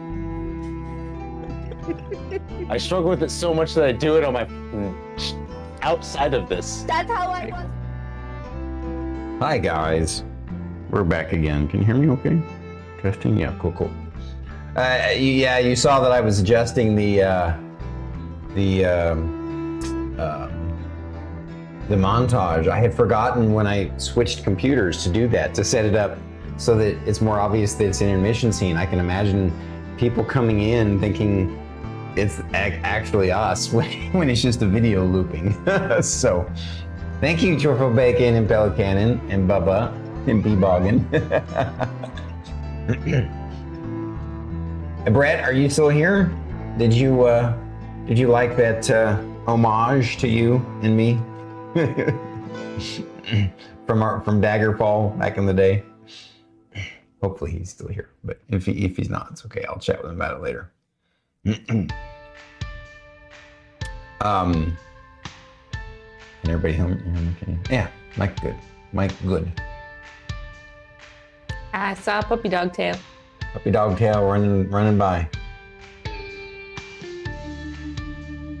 Poor Joe. Welcome back, BT. Howdy. We saw a puppy dog tail run by your camera. Mm-hmm. You, fiend boy. They saw you. Yes? Devil dog. Oh. But you wouldn't trade him for any other dog, would you? Nope. But I would trade him for a dog that listens to me by cutting his nails. He was all fine and dandy with it, and then he knocked his dew claw off. And then the next time I tried to cut his nails, he broke my nose. Broke your nose? I was holding him while Bobo went to cut the nails, and he swung his head back, and my nose just went. Oof. That sounds horrible. Obliterated my nose. Like he went to the doctor and knew it was actually broken, or what? Oh, I knew it was broken because I've broken it many times before. Ah. Ow. Rugby player. Oh, right. You I've don't get a broken my nose before, playing but it wasn't rugby. my fault. It was a friend of mine accidentally brought a garage door down on my nose. PT Pelican has a question for you about Sindri.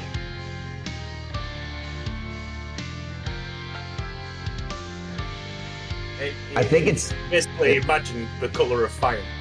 Yeah, it's both red and orange, right? It's like red, orange, white. I think I said. Yeah. Originally. Would you say Basically that goes- thumbnail of that one episode where I have you sitting there eating cake, I think, or something? Pancakes. Yeah, pancakes. Would that be an accurate look for him? I can't remember it right now, but I didn't have any problems with it at the time, so yes. Oh, he's updating. Minecraft statue. Oh. Essentially, that Pelican.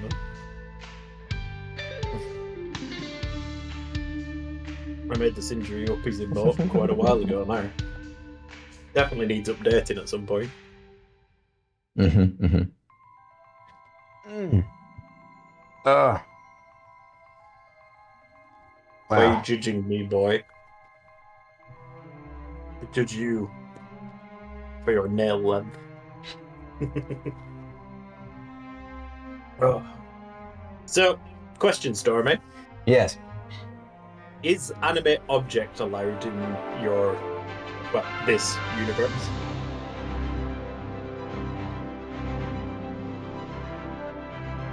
I mean, I don't see why I wouldn't, but let me double check.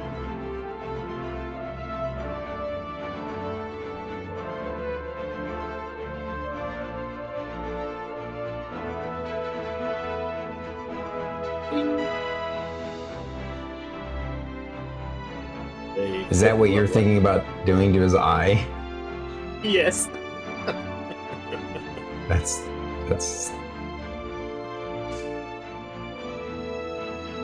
In Sindri's mind, it makes perfect sense to test that spell. It's one I'm gonna have to swap out next level up. you need to read the spell. Unfortunately, your idea won't work. It literally says choose up to 10 non-magical objects. Well, it's not magical. Yes, it is. His No, it's actual normal eye? Oh, is it? His actual eye. Yeah. Oh, okay, okay. He should be able to use a non-magical eyeball, but I thought he was talking about the eye in his head. Now, No. all right, no more couch, no more. They're here. Shae just wants to know if the eye was sterilized before it was put into Mr. Merrick's head. It probably came out of Mr. Merrick's pocket. Oh, yeah. I guess I didn't describe it, but yeah, he would have like sterilized it. rubbed some alcohol on If it. it was magical process of putting it in there, I imagine it auto-cleansed it. Yeah, that's true. Prestidigitation. Yeah, it definitely came out of the handy haversack, which is an extra dimensional space. Mm-hmm. Okay. Not my linty ass pocket. But Shae will probably monitor you for any sort of reactions just in case. So How does that work, by the way? Because we take the handy haversack and the bag of holding into the extra dimensional space. Yeah, but it's not the same. They're not identical types of constructs. Okay. But a because it's bag like those, and a like- handy haversack are close enough that they cause a problem for each other, and they're basically the exact same kind of non-dimensional construct, but the house is not the same. It's crafted differently. Okie dokie. So are we heading home for the evening? I just sort of imagined it over the next. Oh, okay. Is this where you want to go ahead? So if we're heading home for the evening, Shay's like, Mr. Merrik, I have a question for you about your new eye. Yes. Considering your obsession with the door on the very top floor, is that the other reason why you wanted this eye surgery? No. That's a good idea, though. He starts running up the stairs. Oh yeah, on the way home, it would have started activating. When it first activates, it's really trippy. You have to kind of focus your vision because like you see everything in multiple dimensions of layers. It's like everything is layered with a magic lining, and there's lots of magic in this world. And so your brain has to start deciphering and processing all that different sensory input and putting it together in a proper, like at first everything's very kind of disjointed and it feels like a Jackson Pollock painting. It's just very, like what the heck is going on here? And but with enough practice, you can start differentiating things. And pretty much you need to start remembering now, if something's magical, you can just look at it and tell. If something is an illusion, you can look at it and you should be able to see right through it. And then seeing into the ethereal plane. You can also see into the ethereal plane, I think. So it'll help you with like melee targeting incorporeal creatures. Or if you happen to run into phase spiders, like you'll see their movements. Okay.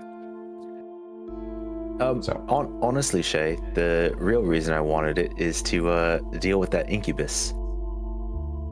That's precisely why I wanted it. Are you talking about the blinky eye dude? Yes. I am. Blinky eye dude? The blinky. He kept winking. The She called, winky why eye, is he the guy blinking that so kept much at me? winking. Yeah. Oh, he did? I didn't remember He that. kept winking at us. Yeah, the one who got away. Yeah, no, I know he got away. I didn't remember he was winking at you guys. That's funny. Oh yeah.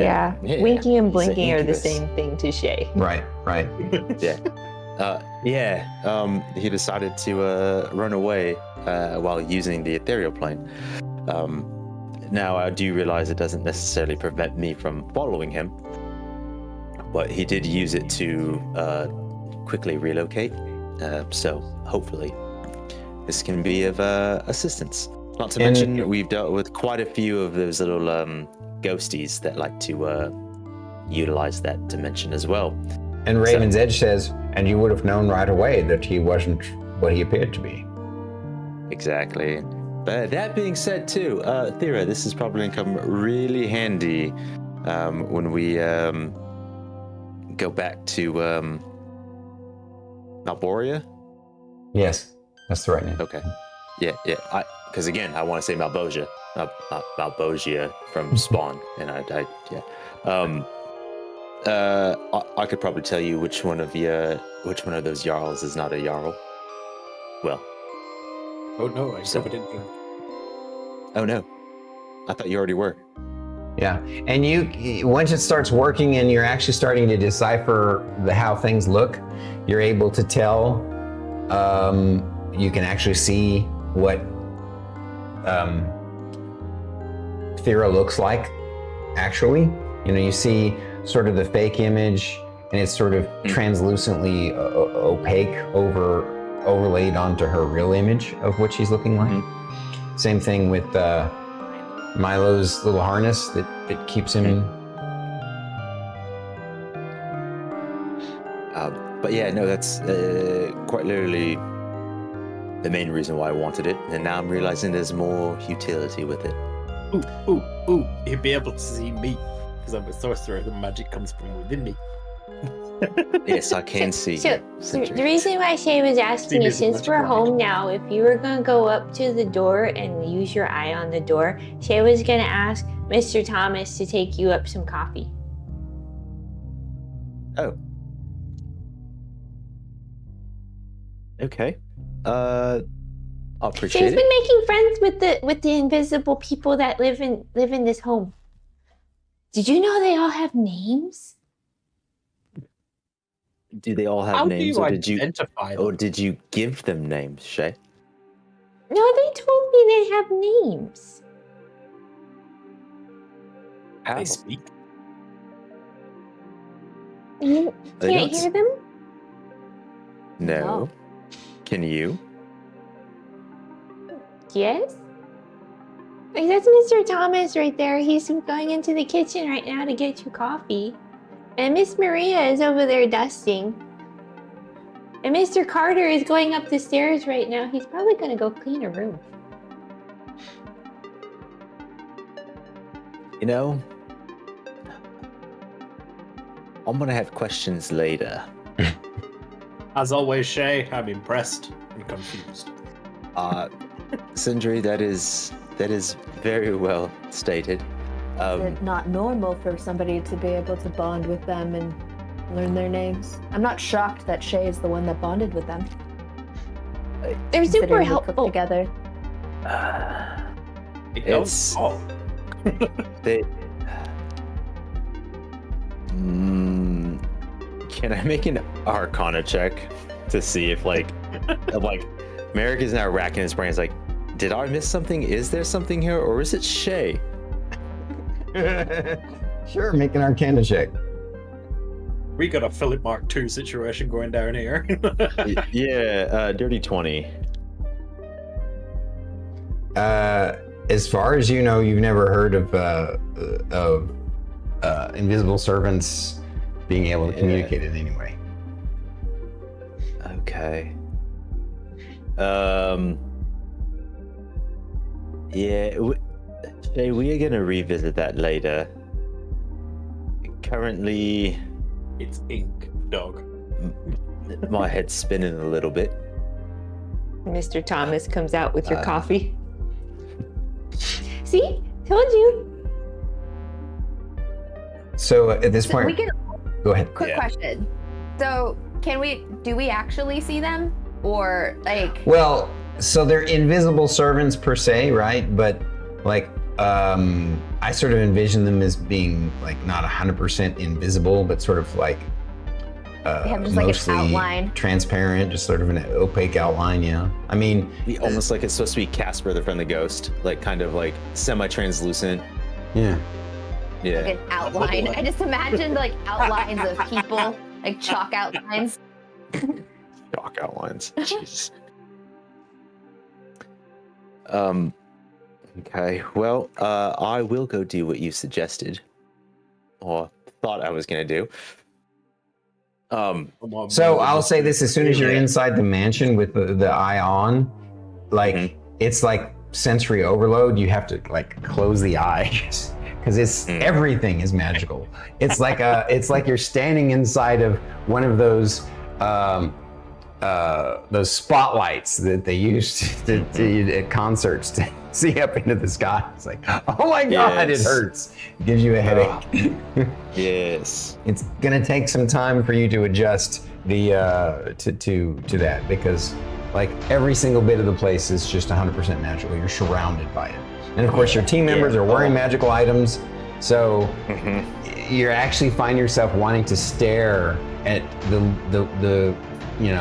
the team members who are wearing the least magical gear, and just because it gives your eye a break.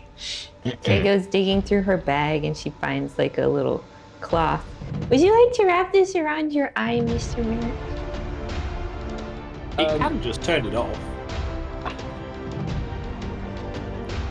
Yeah, it's as easy as this. There's no reason for the snap other than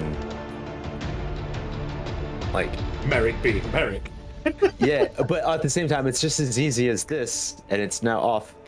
Oh, I'll say this. So I'm gonna retcon what I said. From what I'm reading, they're 100% invisible. So what you all notice, the reason why you see them now is she has decorated them with a little bow ties and a little maid outfit. So you just see this Floating maid maid outfit floating around and this bow tie floating around.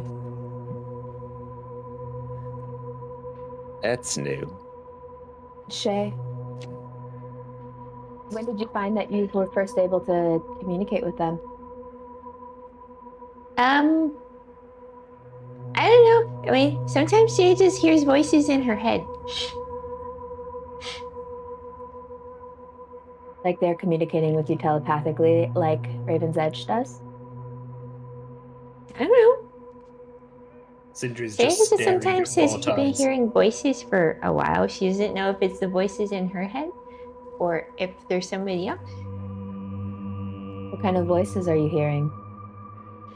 And is it only within these walls?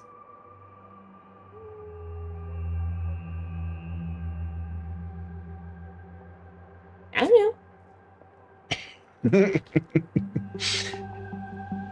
I hope it's I your mean- net. She sounds like a little kid right? talking about their imaginary friend. I mean, Shae didn't have very many friends back home, so yeah.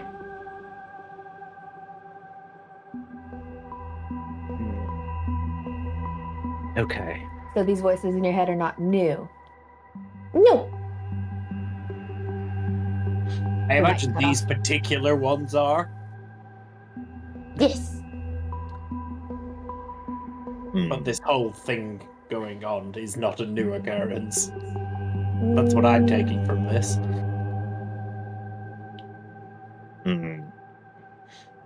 I will have to investigate this in the morning. I'm going to the Horde with a D. Okay. Milo So flutters basically up then- and lands on your shoulder. Sorry, go ahead, Thyra. I was just going to say, so basically Thyra is going to be interrogating periodically about the voices in Shae's head. Okay. And For the rest of the Merrik, day. do you head up to the door? Yeah, first thing Merrick's gonna do is he'll head up to the door. He'll struggle to look at it, see what he gets from it, and then afterwards, he's gonna go sit in the study and just like make notes on the eye, like kind of just doing his research, kind of like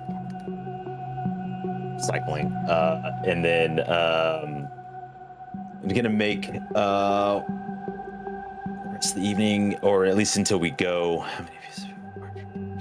I'm gonna make 4 scrolls of knock between now and when we leave. Okay. Ow! How much paper do you have left? 1 after this. 1 paper.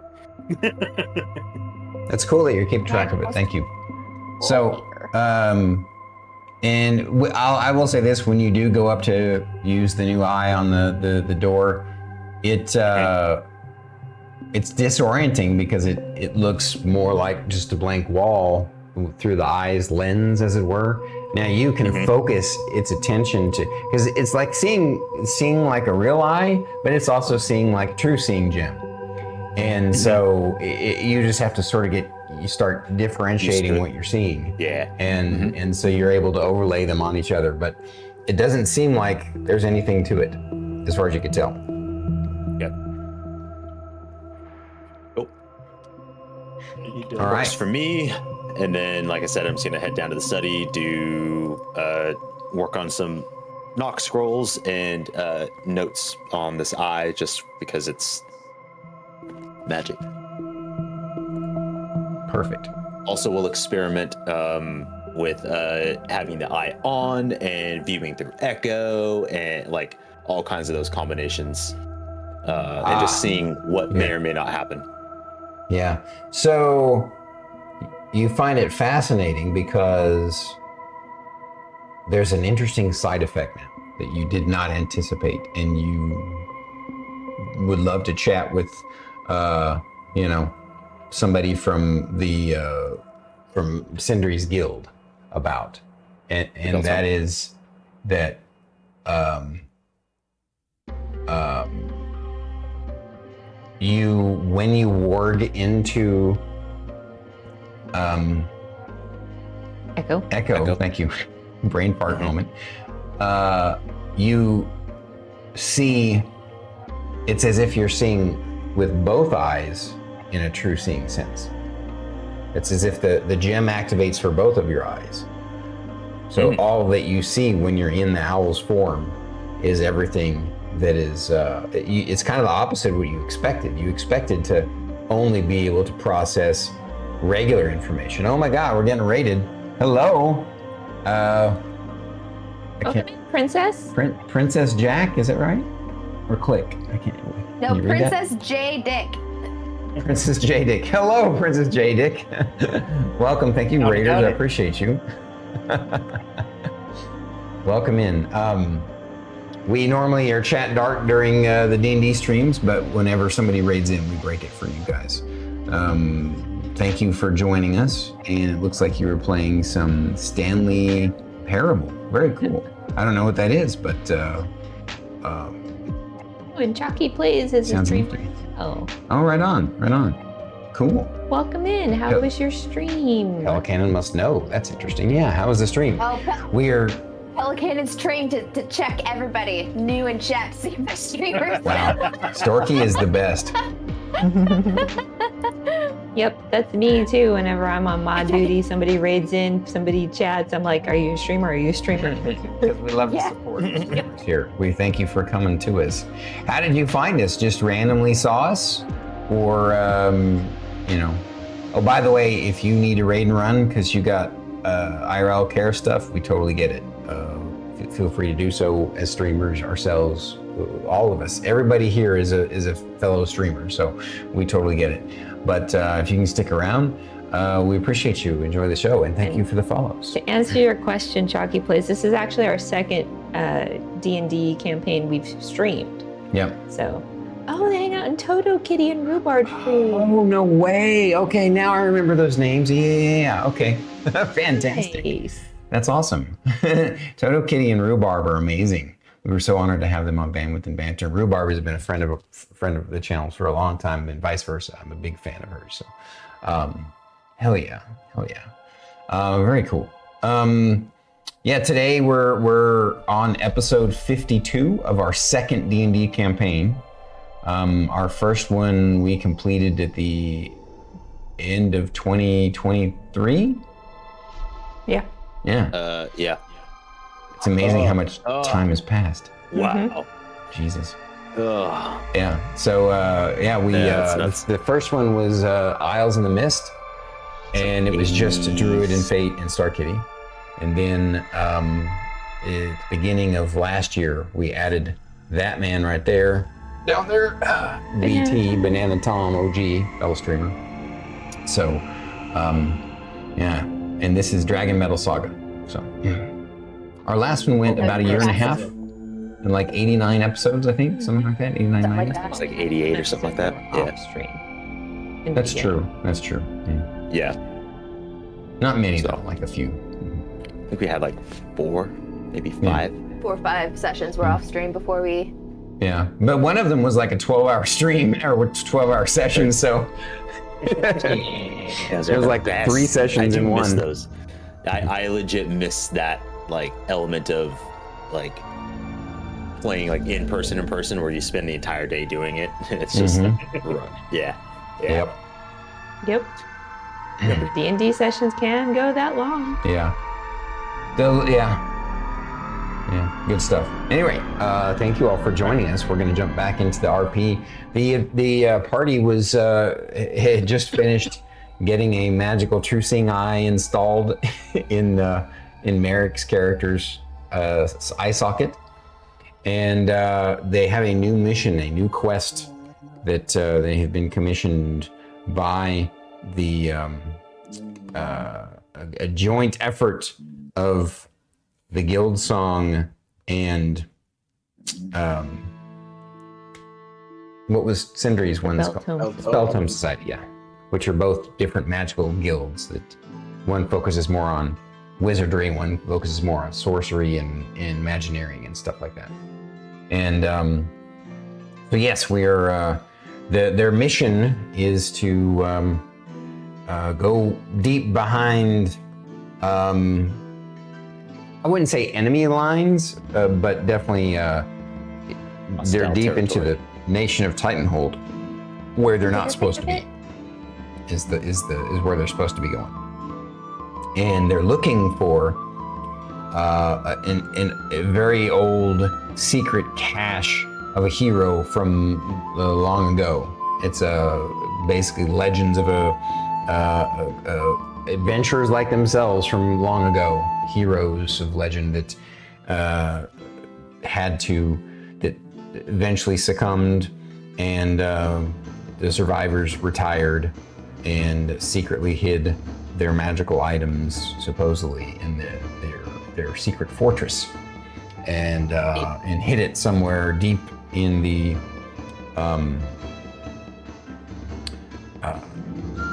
forest. In a forest, yeah, in the Grizzledale Forest, I believe is what I called it. Yeah. What's up, puppy? So, yes, Grizzledale Forest. So that's what they're going to go do now.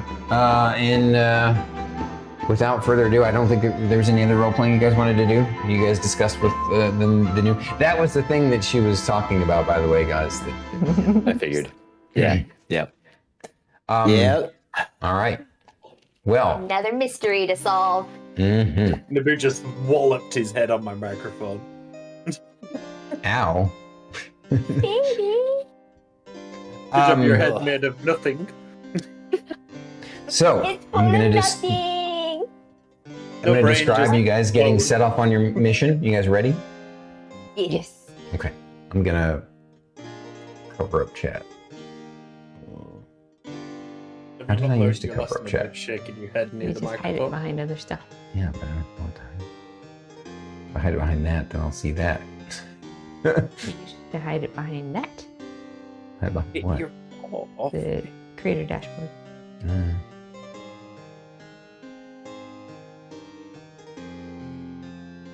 Do that. Dark. All right. Keep from distraction. She All right. casts distraction? What? She always casts distraction. Mass distraction. She's a weapon of mass distraction. WMD. In a good way, for sure. But all right. The next day, you guys make your way through your own methods. You know, they're not as fancy as some of the Omega Corps that are going to have someone come pick you up. You got to get there yourself. And they, of course, they arranged for where you go that Friday to go. And you notice that the crew of people that usher you into the Micro-Agriplex Corporation's teleportation pipeline and their secret realm runner area. Not secret, but their the area that where they're my brain is failing me. I'm excited by the we got raided from some new folks. When you're taken back into the facility to the teleporter room, the team, the crew, is not the same one you've dealt with before. And they're giving you some unusual looks, not dirty looks, more like looks of curiosity, and they kind of look at each other, and like you can tell that behind closed doors they're gonna gossip about you guys. Not because you suspect, not because they have secret knowledge about you, but because it's what they don't know, and it has them curious. Because you all have become kind of known, and now you have the special exemption consult status within the Realm Runners Association on your license. And that's unusual for people who have only been in the field for, less than a year, I think? So, yeah. they're bitches. yeah. They seem in awe. They seem both curious and in awe of you. And of course, when you go back, both Master Hoopnaw and Olvanik are already there and welcome you and say that they wanted to send you off personally. And, they're talking about how it's been a while since they've been in one of these facilities and it brings back memories and such. But they wish you luck and thank you again.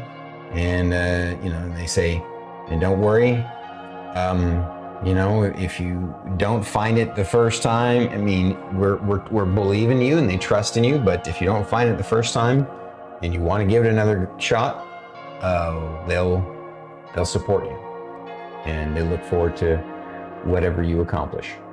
And with that, you, as usual, step up onto the platform and it's activated and you all are, yes, question.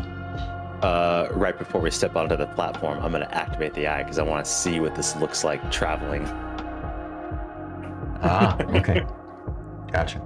If there's anything to see. It's not like something you actually have to activate anymore. Oh, it's just permanent. Yeah, it's just always on. Whoops. Cool. So you guys have definitely seen Merrik like dodge shit that's not there. Yeah. And you've gotten a lot. You still have some time to get used to it, but you're getting better. Yeah. There's still some issues.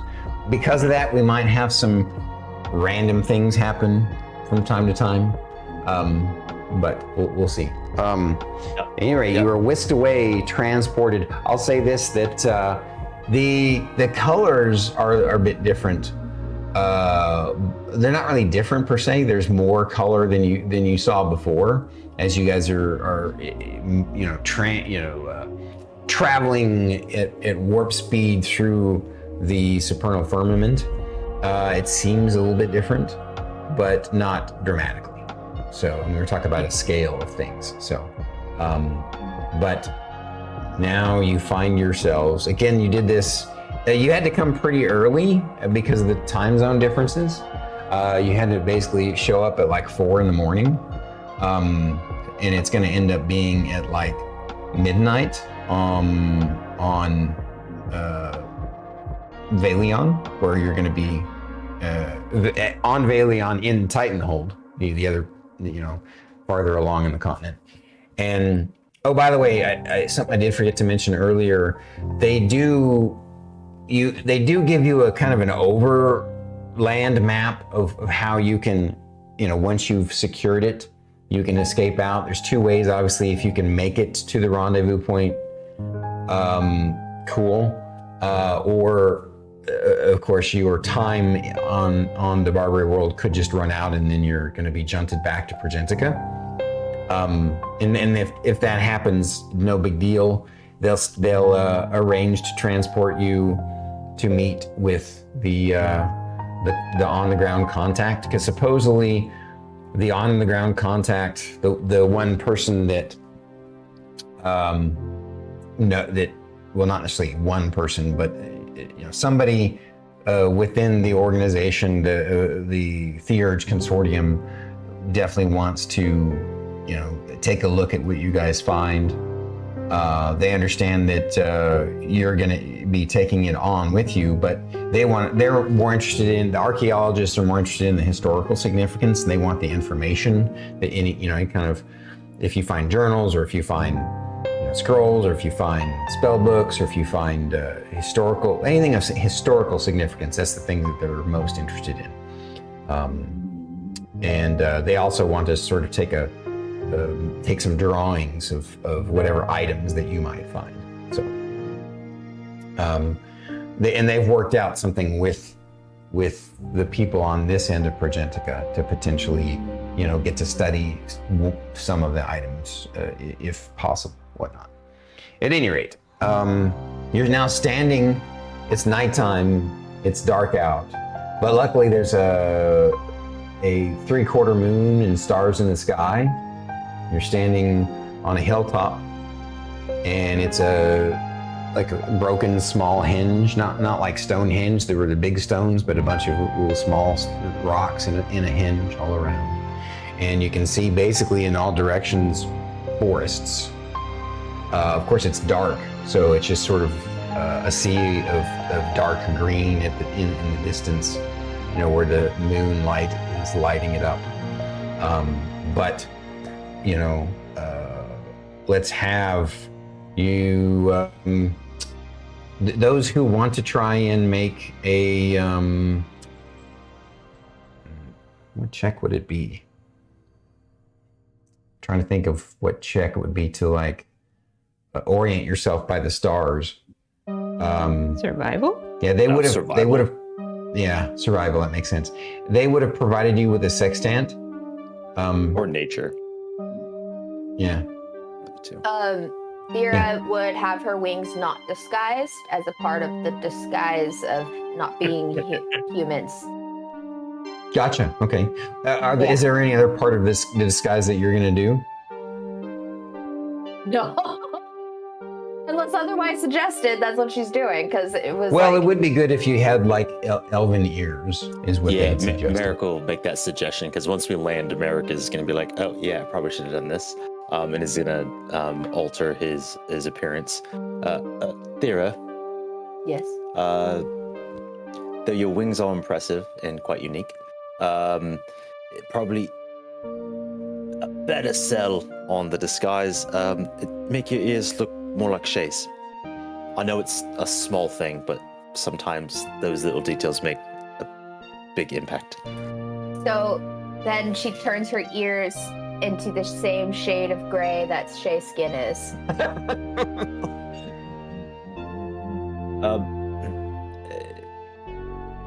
Shape, not color. Just the shape. She's proven that she can play pranks as well. And then it changes to match skin tone. Okay, gotcha. 28 for my survival. 28 for your survival. So you're the one using the sextant? Unless somebody's got a better survival than me. Probably not. Since you're the one that has expertise. +7. I have a +7. What's your plus? If I roll really well, can I? 11.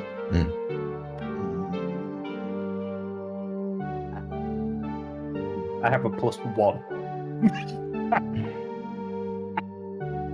15. Because of some of the cloud cover, it's a little harder to see. It's not thick with clouds, but there's some clouds out, and they are obscuring some of the stars. So it takes a little bit more effort, a little bit more difficult effort. She, of course, nails it, and She's like, we're going that way. yeah, she figures out exactly what due west is. And it's down the steepest part of the hill. And luckily, the forest is probably a couple of football fields away. It's not too far. Yes, I also feel that Shae's navigation skills in the forest is far superior than any of us here. Don't you have, as a ranger, have some special abilities in that regard too? I'm pretty sure you're... Yeah, I'm pretty sure you had like that's two favorite terrains. Yeah, right? she has a special dead trait. forest. Yeah, that she got recently at either 10th or 11th level. No, I have natural explorer. Yeah, but it got upgraded to level 10 or 11, I think. No, when it upgrades, I get to add another terrain. Oh, okay. Yeah. What was your original terrain? So I have forest, mountain, and desert. What? It all just came from nowhere. Yeah, look at him. What's he doing? He I wants don't some know, pets. he's being really weird. It asking says while for traveling milk for an from hour or more in my favorite terrain, it doesn't slow my group's travel. We can't become lost except by magical means. If I'm engaging in another activity, I remain alert to danger.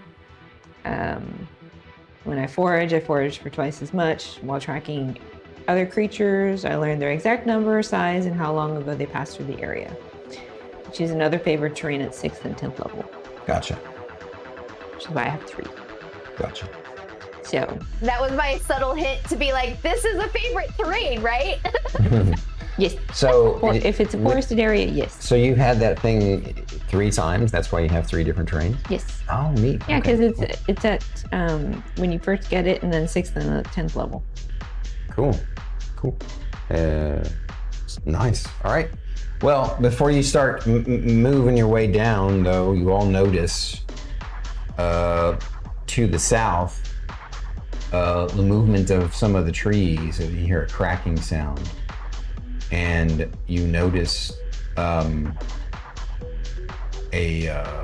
emerging from the trees, just sort of wandering about from at the edge of the, like I said, this hilltop is got the hinge on top, and it's mostly just a clear plain down to surrounding forest, right? There's a bit of breakage here and there, but at any rate, coming out of the forest, you notice a very tall, gray colored giant.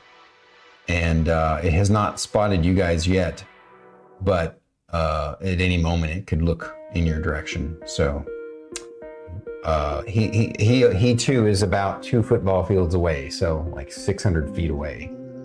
It's a good distance away, but because he's so big is why you guys spot him so easily. He's not in our direction of travel, right? He is He's not to the traveling towards you guys, no. But you feel like that there's a chance, depending on how good his eyesight is, that if you just walk down the hill, he might see the movement and come investigate. Sindri had a question, or BT? Just one point that Sindri would have made before we set off. He's done some analysing of the poem, just some ideas. Oh, my fucking god, dog! What did he do? What are you doing? He climbed on me. Ouch! He made me want my bird. He's trying to crawl inside you. That one. So before we'd have actually set off, Sindri would have said something.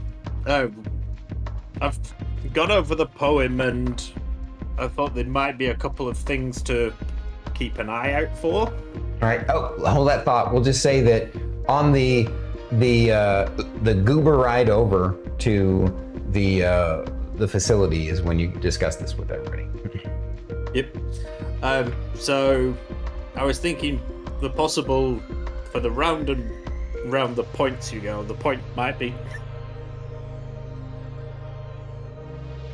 Uh-oh. What did he do? We can't hear you. We can't hear you, BT. Yeah, you're muted. The dog might have muted me. Sure did. He's like, shut up, Dad, and pet me.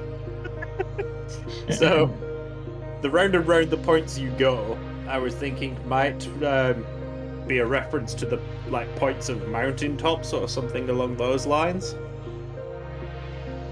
And the next point that I thought might be some relevance was the source of the flow, which just made me think of the start of a river or a stream of some sort. Correct, that's I thought the same. And then finally, the forever you'll be lost until you seek the compass you see. I was thinking that'd either be the stars or the sun, because that's a compass in both senses. Luckily, we have somebody who's excellent at traversing and navigating with such things. That's all I've got from it so far. I don't know if anybody else managed to. Obviously, it might be all completely wrong, but that's my initial thoughts on it. Yes, I agree with you about the flow of the river, like a river, waterfall. For everybody that's watching, I'll just read the poem out loud one more time all at once, just for folks who missed it earlier. Round and round the points you go, but never will you find the home, until first ye understand the source of the flow. Forever lost you will be, until you seek the beginning of the compass you see, delving low into the cavern's darkest deep, to find Galadoon in his restful sleep. Okay, has a question. Yes, Shae. Could flow also refer to magic? It's honestly what I was thinking. I imagine my first thought was a river as well, but by looking at this general overview map, it doesn't appear that there's any. Does it appear that there's any bodies of water on the map that we were given? Actually, you don't know because it's a kind of an unexplored area for like your contacts. Like since the Omega Corps don't really have any contacts within the giant community because they haven't trusted them to be able to do so. The maps that they have of that region of the continent are wildly inaccurate. So there could be bodies of water without you knowing, and the drawing seemed to indicate a bit of a valley, from what you could tell. Maybe some sort of like very small valley or clearing. Or large I am clearing. quite disappointed that none of us thought of having Sindri cast that spell before we left. BT did, but completely forgot about it. So at that point, if you said that out loud, Raven's Edge would say, well, it's probably better used on site, as it were, anyway, yes? Perhaps. But to your question, Shae, that Raven's Edge, I agree with you. Sindri, if you're willing to probably want to do that before we turn in for the first night. Makes no sense. And then Shae, to your question, my first thought was a river as well. Though on this map, I imagine it's not as accurate as it could be. I don't see any rivers or bodies of water. Doesn't necessarily mean there's not any. However, I imagine a place like this might be on a ley line or a line of magic would make sense. The peaks, looks like this is kind of a valley. It might not be mountainous peaks, but rock peaks. And then the beginning of the compass, I like your stars idea. It may be indicative of a cavern, cave, or opening that is below the beginning star of the constellation, or beneath the largest northern star. What? Until then. Will you leave your ears alone? No, Chop them off. I will not. Take Chop one. them off and turn them into a wallet. Did you hear what she I'll said? take an She ear. said, I'll take one. You guys are evil. No, You know how soft they are. I know. That's why I was just like, this is Turns into a druid comforter.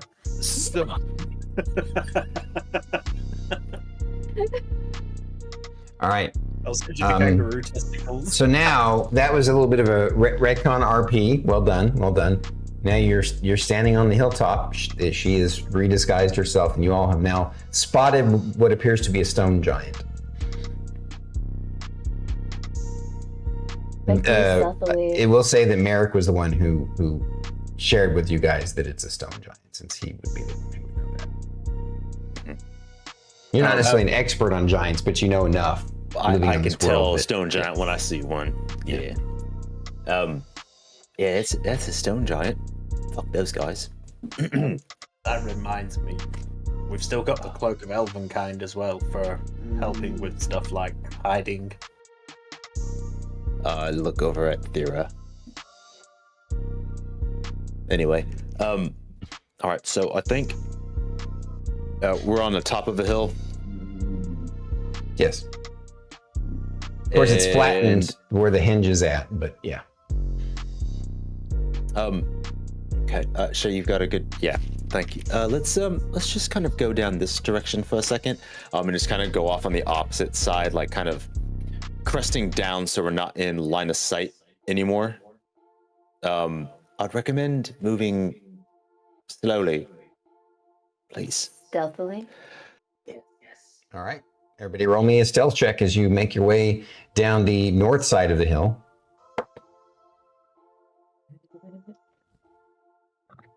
20 total. Stupid microphone. 18. Okay. 16. Okay. Thyra. She got an 18 as well. 18. Oh, nice. Okay, didn't hear it. You guys easily make your way across the field to the edge of the forest without being spotted by, now at this point you're far enough away and down the hill, you don't even see it anymore. But you're pretty sure you didn't hear it running your direction, so you're pretty confident that you easily evaded being noticed by the hill giant. It was rather, not hill giant, the stone giant. It was rather far away, so. But as soon as we're kind of down, I'm like, all right, give me a second. Shae, you said that way, I need right? to retcon one thing though. While you guys were on the hill, you did notice far to the northeast appear to be some lights on the horizon that you think may be the village that they talked about. Okay. Of the giants. Yeah, firelights, obviously. All right, guys. Shae, you said that way, right? Yeah. Yes. Give me a sec. You ready, Echo? And then I just send Echo up. I'm gonna warg into Echo. My first thing I'm gonna do is he's gonna, as he starts circling, just initially just getting a scope of our immediate vicinity. The first thing I'm gonna do is I'm gonna clock the stone giant and kind of give it a minute. I'm even gonna whisper. I'll whisper and let him know. I want to sit here for a second. I want to see the direction he wants to go first before we start advancing. Gotcha. So, Echo's gonna be kind of keeping an eye on him, or rather, I'm gonna keep an eye on him, seeing the direction he's gonna go. While, though I know simultaneously, kind of looking out for some ruin stuff. My primary focus is the stone giant at first until I figure out the direction he's going. Then it'll shift to just landmarks. Gotcha. Well, obviously at night, I know he's an owl, but still there's only a certain distance he can see. I will say it's easy for him to tell that the stone giant has now started making its way east and is disappearing into the thicket of the forest that direction. So going away from you guys and away from the direction you're going. You're good to go there. Unfortunately, like in this area, he circles a good quarter mile all the way around you guys very quickly, because birds can do that. And he denotes that, you denote through his eyes that it's really hard to tell at night. It's just like a giant sea of the top of trees, right? It's a sea of thick, dark green. If at least this distance, there's no clearings at all. It's just lots of trees. So. You figure, plus you do remember them telling you that the region where you're going to have to actually start looking is 35 miles to the west. So it's effectively, if you didn't have her with you, you'd be moving at half speed. It would take you over a day, good over a day to get that far. With her with you, even at nighttime, the nighttime will slow you down some. To basically, as if it will slow you down some, but for the most part, it's going to be about a day's journey, unless you guys want to find a spot to camp and then move during the day, or it might be safer to move during the night. It's whatever you guys prefer.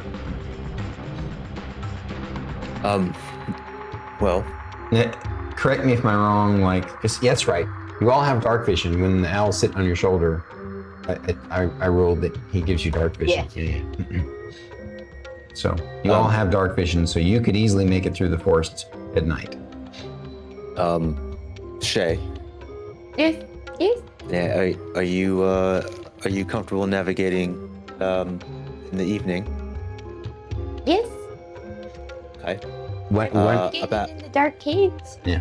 One thing to be noted of, even with her superior dark vision, it goes out to 120 feet, and even with it's still, that's a limit, right? So at a certain point, even something big could be obscured in a way that you could come up on something. It's less likely, but it's still possible that Yeah, I think you understand what I'm trying to say. It's not like you know, daytime, you would definitely be able to spot stuff far away, but at least having her being your guide, you got a good shot of spotting something first before it becomes a problem. Ooh. So, giants are also one of my favorite enemies because trolls are a form of giant. Right. I do have primeval awareness that if I focus for 1 minute, I can sense the presence of creatures within 1 mile of me, or if I'm in my favorite terrain, up to 6 miles. Oh, wow. Yeah. Okay. I totally wasn't super hyped about this because of Shae and her favorite terrain. It doesn't and her reveal their favorite location or number, but it just lets me know if they're nearby. If they're within that. Yeah. I mean, when you say it doesn't reveal their location, does it even reveal a direction? It doesn't say direction. It just says I can expend a spell slot. And it's I mean, to for a know there's 6 a mile giant within radius? 6 miles is a big Yeah, as long as I'm in my favorite terrain. But yeah, it doesn't let me know it's their location or their number. So it just lets me know they're somewhere in the 6 mile radius. Okay. All right. So, are you going to tell her, role play what you do? So are we discussing anything, or are we going to start moving forward? I think it's time that we start moving forward. Okay, Shae wants to do one thing Seeing as this is our before we morning start as well. going. I'm sorry, Mr. Sindri. I was just saying it makes sense, seeing as this is basically our morning now anyway, to carry on at night. Okay, Shae would like to use her ranger training abilities and give Shae a minute. And she 1 just minute. stands there and she closes her eyes. Spends the first level spell slot to do her thing. Okay. You denote that there are, in a 6 mile radius of this location, 12 giants. Oh wait, does it say, it doesn't say. It doesn't say numbers. location or number. Oh, okay. I just spoiled it. There are giants. Yeah, there are some giants. You definitely sense that there are giants within a 6 mile radius. Shae turns around and looks at everybody. I would say that it would at least let you know sort of a direction. It may not be an exact location, but I can imagine that it would be a direction, So Yeah, I'm going to say where it that feels it may not say that, but I just envision that I imagine how can you very not similar sense to what direction they'd be in? You just know. I imagine.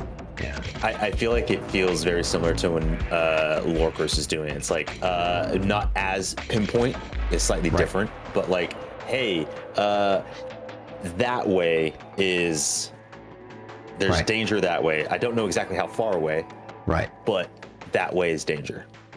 Yeah. Giants be that way. I would say you sense them to the west, to the southwest, to the northeast, and then to the east, which you can probably guess is the one that you saw. Okay. So, as you guys are watching Shae, she kind of stands there with her eyes closed and she's pointing in different directions. And then when she finishes, she goes, Those directions that I pointed, there's big things in those directions. Don't know how far away, but we need to avoid them. Luckily, it was the one direction that there's none the direction that we need to go. No, that's not true. She sensed some to the west, which Oh, is. I missed that. Yeah, Sorry. that's right. Definitely the way direction that you guys are going. Then we proceed with caution. Yes. Are we ready? Yes. Let's go. So, if I understanding correctly, you can guide them at a normal speed, when it would normally be like half speed. If you were walking at a normal pace, though, not it still. just says, while traveling for an hour or more in favored terrain, you gain the following benefits. Difficult terrain doesn't slow your group's travel. Okay, it is difficult terrain. Your group can't become lost except by magical means. Okay. Even when I'm engaged in another activity while traveling, I remain alert to danger. If I'm traveling alone, I can move stealthily at a normal pace. And then just two other things that are while tracking other creatures, you also learn their exact number, their size, and how long ago they passed through the area. Gotcha. Okay, so that would be a separate roll if you're trying to track something. You could, once you get to, thinking to yourself, once you get to the edge of the west side forest from the north side edge that you're in now, you could, if you wanted to start trying to track, since you know they're in that direction, you could technically do that. I'll let you roll a separate check for that. But I will share that. Well, what was the point I was going to say? What was the first part of what you were saying again? Oh, difficult terrain doesn't slow your group's travel. So if you want to move stealthily, you're still going to be moving at half speed. So it would effectively take definitely all night to get to and into the next day to get to the region that you if you stealth the whole way.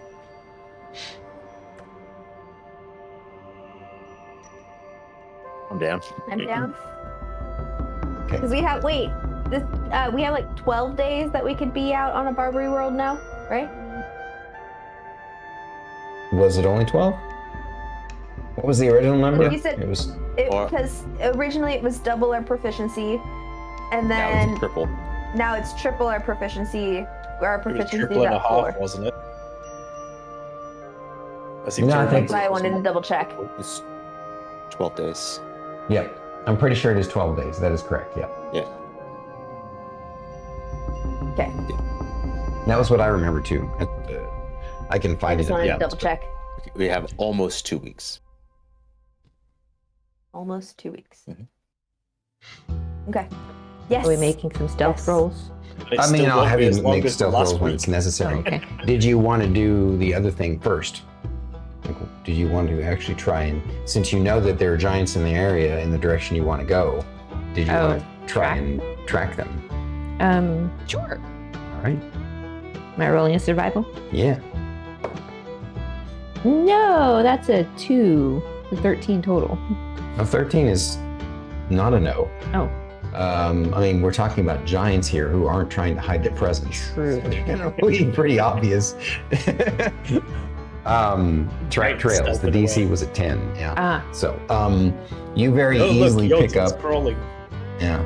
On the trail of where the giants are in relation to you going to the west.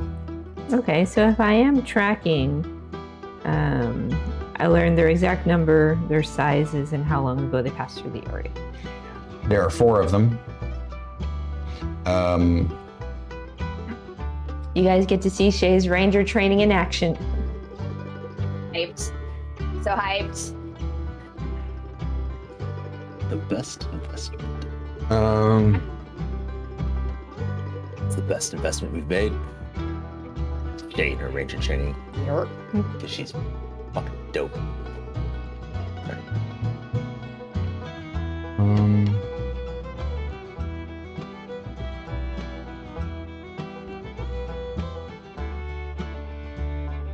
You know what? Actually, let's do it old school. Where's my monster manual? Old school. Yeah, instead of using digital information, because I think the one negative about the digital information online is it doesn't always give me the same descriptions. So it doesn't tell me like the weight and all that kind of stuff. So I'm gonna grab the book. The smell of a D&D book. It's one of my favorite smells. The old school AD&D ones were even better. No, that smell just does not exist anymore. Man, if any of the candle companies can make that D&D book smell, I'd be buying that candle for him all the time. Oh yeah. There we go. Okay.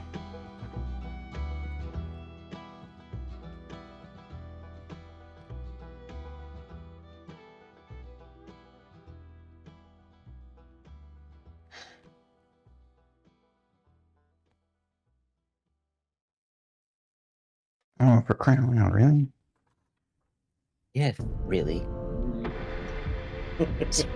I couldn't resist. That was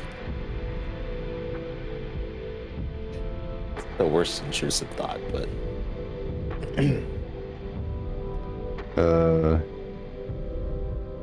Tell me all this interesting information about them, but not really what I want to know. Height, weight. You mean there's no stat block? It's not in their stat block. And it calls itself a monster manual. I know, right? That's just stupid. Like I'm reading their description. Let's see if maybe a different spot it kind of describes.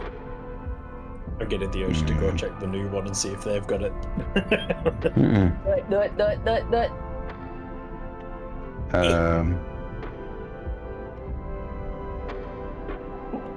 Yeah, that's really irritating. I'm just gonna have to height, weight.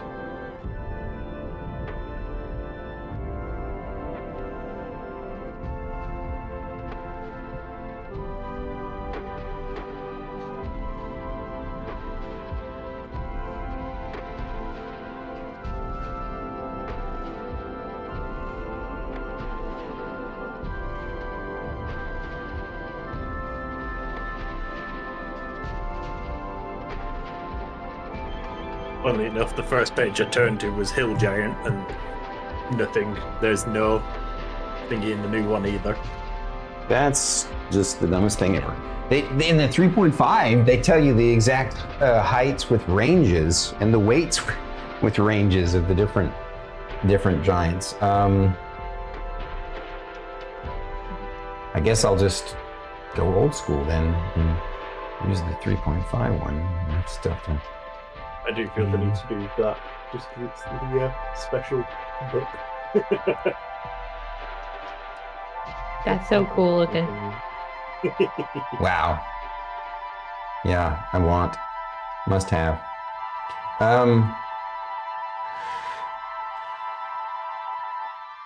they're normally like Here we go. 1,700 pounds.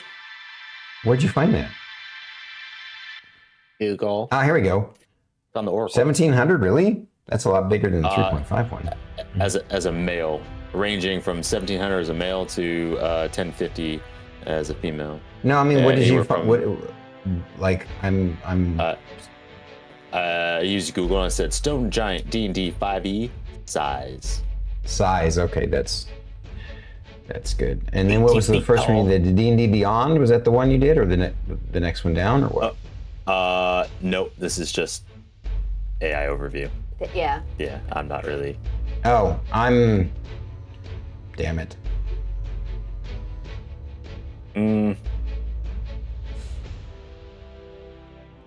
Oh, it's Storm Giant, my bad.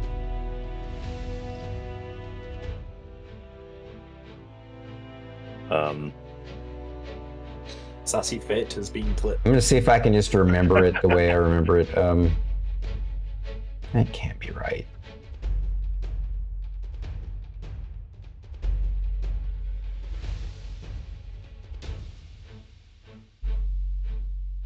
Yeah, I'm just gonna stick with what 3.5 says. It's easier that way. I'm good with that.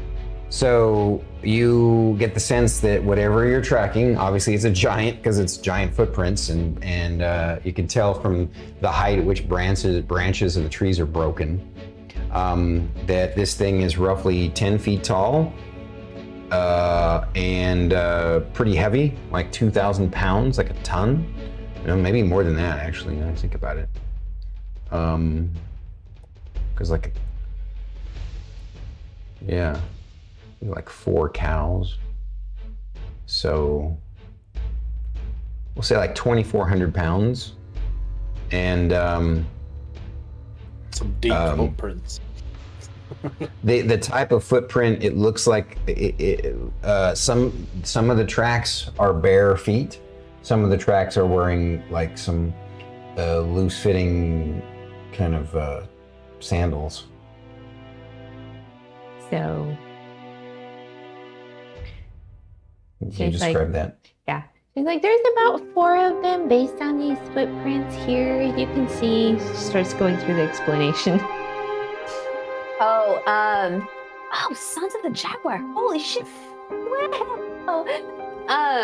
What's Wait. up? Oh wow. Hi, Sons of the Jaguar. Welcome back. It's been Thank you for the so Prime long. sub. I'm happy you're. Hi. Wow. Welcome back. Sorry, I just haven't seen that name in so long. Yeah, I know. We love you. Missed you. I hope you've been well. Last time I saw Sons of the Jaguar was lurking in their stream when they were playing one of the Resident Evil games. Oh, cool. That was a while back, huh? All right. So, where were we? Sorry. Shae was letting us You know were how many there were. She basically describes how heavy they are, how tall they are. You also denote that a distinct, disgusting body odor scent that's still left on some of the trees and stuff. You guys don't, but her tracking skills, she can. They appear to be very dirty. And How long ago did they pass by here? within hours. Okay. So, And that's about my assessment. Thyra is paying very close attention and is just like, very like listening intently and stuff like that. Merrik's gonna pull out the map. Mhm. This rough rudimentary map. It's gonna have like the area that we're supposed to be searching for. He's gonna kind of just loosely circle that area, like just a general reference point, and have a straight line from point A to point B. And kind of estimating the amount of distance and what Shae can do, he creates these concentric rings. And he's like, oh, that direction, 4, and he puts like 4 X's roughly in a space in front of us. So between here, there's 4 in this general wedge. So he's going to continue to track them roughly on the map in terms of gross movement to help figure out where they're going, how they're moving, if it's dangerous, to assist in remembering where they are. Remember who you are. You feel confident that if you were to track them to their location, you would easily find them. And that if you didn't continue to track them, then you could potentially, lose them, but it might not be too hard to pick it up again if the trail suddenly, like for example, if you veer off a different direction, then directly towards them, then it's a little bit riskier because they might end up veering off, and then if you're not tracking, then you don't necessarily immediately spot it because it's nighttime. But there are 2 ways you can go about it. You can try and avoid them, or you can beeline towards them and find them, and then see if you can stealth around them, or take them down if you want to. Whatever you guys want to do. So Shae proposes 3 options. We can track them and maybe sneak around them. We can track them and maybe get rid of them, or we can go off in another path and hopefully they don't find us. What does everybody want to do? I don't mind the option of tracking them and trying to avoid them. And if we need to, we can destroy them. Yeah, so I like the idea of not getting surprised by giants. So tracking them is definitely getting my vote. I agree. I will say that I would much prefer not to kill any of them. It's already quite tensions are high between the Fae and the giants. I would rather not start a war that could potentially affect thousands and thousands and thousands of people. So I would like to avoid them as best as possible.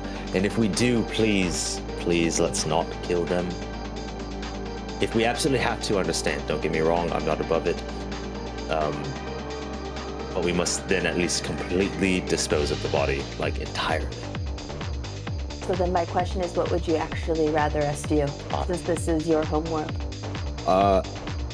understanding where they are so that we can avoid them, I feel is far smarter than just hoping we avoid them.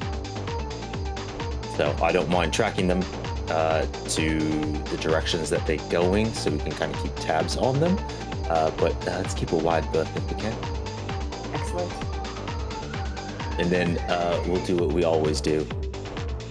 Improvise. We all Just out of curiosity, if we do end up in a fight with them, as long as we don't leave any alive, do giants fight each other from time to time? Go ahead and roll me a history check.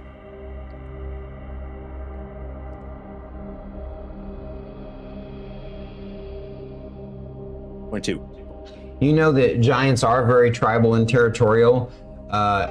They do, rally behind a strong leader. They can sometimes bring the tribes together, and currently that is a situation that does exist within Titanhold. The main leader of the giants is oh god dang, do this to me. I'm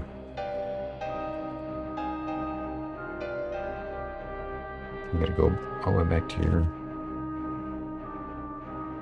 not that one.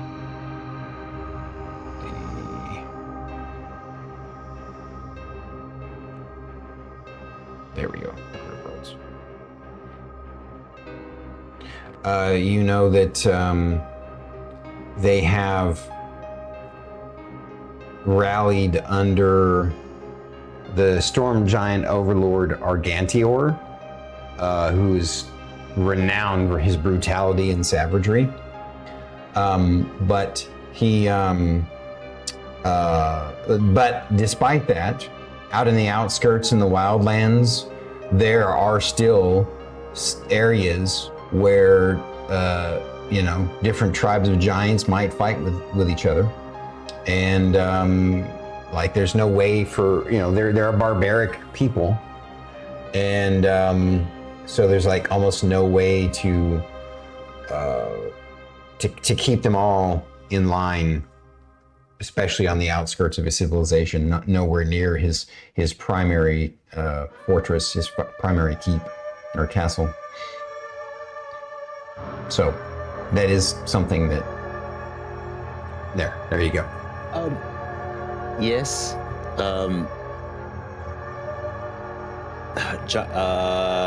Giants aren't particularly adept at magic, right? For the most part. That I know of. The smarter ones, the more powerful ones, like Fire, Frost, Cloud, Storm Giants, they can craft magical items. And they occasionally do have magic shamans and stuff like that. But you're right, they're not master wizards or anything like that. There's an occasional giant sorcerer, but those are really rare. So the only problem, yes, Sindri, there is infighting, much like any tribes. However, you and I are the biggest problem. It's not that they don't have magic. They do. It's just exceedingly rare. So to come across a giant that has been scorched by either of us would clearly indicate that it was not another giant, especially out here. So using things like your shatter would work, though? Yes. There are ways. Scorching or anything like that, but could be just a natural or bludgeoning. Basically, what I'm trying to do is what spells can we use and get away with? Listen, here's the deal. If we at least disintegrate the bodies and have no body for them, that would work. It would raise a lot of questions. It could also lead to wars, but at the same time, it's not directly obvious, I guess. I don't know. I'd rather just not deal with it. I to be fair, completely understand that. Yeah, it's literally if that happens. If that happens, try and make survive. the best out of it. No. Here's what happens: we just survive, and we deal with it later. I mean, honestly, that's what's going to have to happen. I'm not going to tiptoe around fighting up a handful of giants for the sake of vanity. I would rather just not, or we absolutely put them down. Fair? Oh dear, they accidentally got hit by lightning. What a shame. Right. Force of nature. Not to mention, probably, I will say, Milo might be rather effective out here. Same with your large form there, Sindri. Could be quite odd, but again, I feel like we should just deal with it when we see it. And hopefully not have to. Excellent. Shae, lead the way. Yes. Merrik, you tell us what we do when we approach. If we have to be, when we are there. Got it. That. Got it. I already started picking up the trail while they're still talking. Gotcha. Yeah. Yep. So after several hours of travel through the dark forest, with Shae as your guide, tracking these guys, like once she's picked up the trail, these guys are easy to track. I'm not even gonna have her roll anymore. They're not trying to be stealthy or hidden. So very soon though, you come to an area with a small hillock and several kind of large rocks, nearby, like small, practically small cliffs and small rocks, and you see a bit of a fire glow in the distance, in the darkness of the forest, and at this distance, Shae, you get the sense that it's a pretty big fire, because of how brightly and thick it is in the distance. If it were a regular human-sized campfire, you'd be practically on it to see it the size that it is. But because that can't be the case, you surmise that definitely you think you found an encampment of the giants. And again, there's a nearby hillock with a rocky cliff face and some big rocks around. And the just at the edge around that hillock is where you see the fire and some thick, tall trees. And when I say tall trees, it's forest with trees that are even taller than the giants, obviously. And but now that you get a little closer, you all make you're still a good football field away, and so you don't really have to worry too much about stealth checks at this point. So you move a little closer, and after a while, even the rest of you start to heat. You see the fire, which for humans would be like a bonfire, but is basically a campfire to the giants, and you can hear them talking. Oh, yeah, there's not much meat this way. We need to hunt better food. Yes, I'm so hungry. Oh. Would they be speaking in giant? Yes, they are speaking in giantish. So, I guess who can understand giantish? Probably me. Yeah. Me. Those two. How about you? Apparently I do too, because when I gain a favorite enemy, I learn one language of my choice spoken by my favorite enemy. All right, so Sindri, are you the only one who doesn't speak giant? Which makes sense since there aren't giants on your world. Yeah. So, although it's interesting, on Valion there's no dwarves, right? So, but there's giants, and then on your world there's no giants, but there are dwarves. At any rate, so now you're within. You're not within, like, you would have to move in to sneak up on them. You're about 100 feet away now, but you hear them and you see the bonfire and you see kind of bits of movement through the trees because of how big they are. And you would definitely need to stealth in closer to see what kind of giants there are and how many there are. She indicated that there were 4 of them, but. Cool. I'm gonna,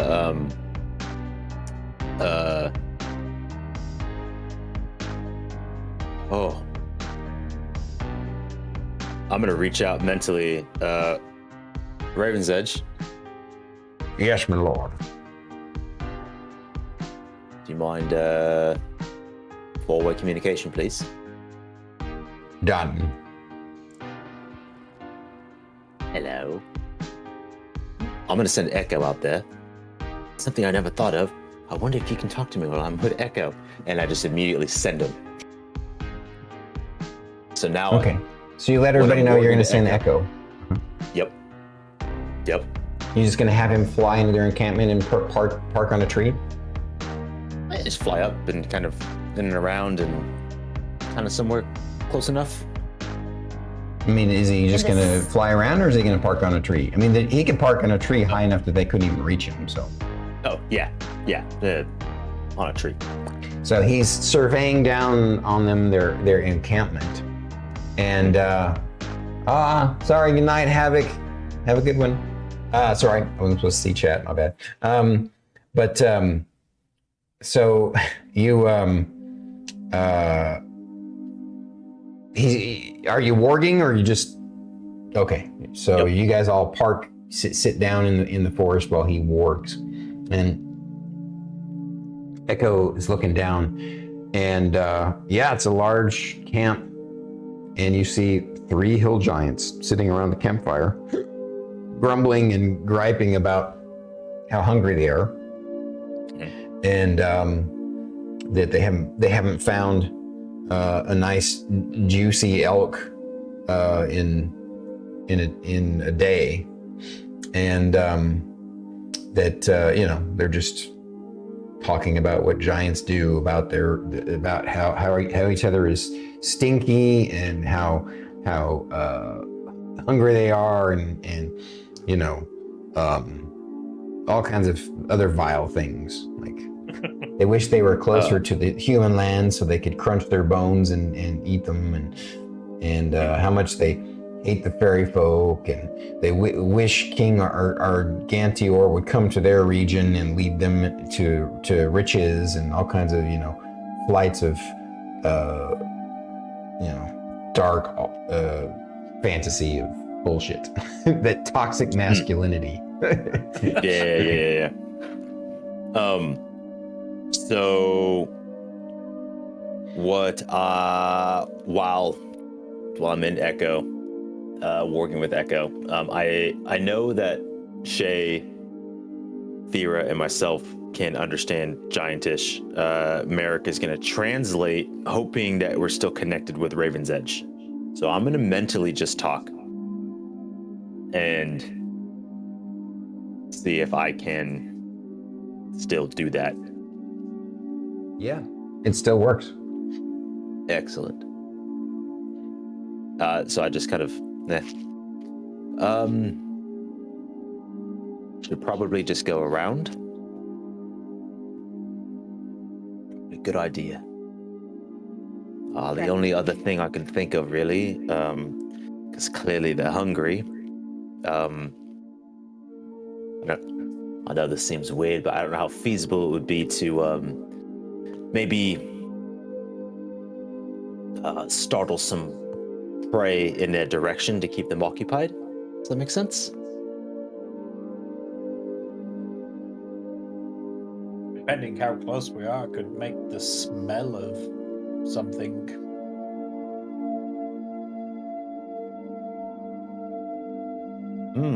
I like that idea. Hang on. I bring Echo back. And I'm looking around, I'm like, okay, cool. So our location, the direction we want to go, where we're at, where we could send them, it's like, Sindri, can you make a snapping or a rustling sound as if there's something like out that direction, like away from us, to kind of pull them off the campfire to hopefully try to hunt something? You're wanting to go west, right? They're blocking your path. So which way did you want to send them? North or south? Maybe not, because I can only cast Prestidigitation 10 feet away.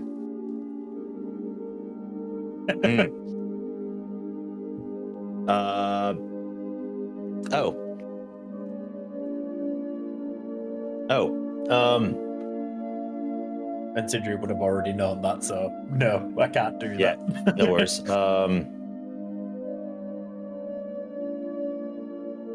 That's fine. Merrik looks around, finds a decent-sized rock. Echo, can you go really high and dive bomb this rock make a lot of noise? Echo looks at you like, it's the rock you handed him is a bit big for him.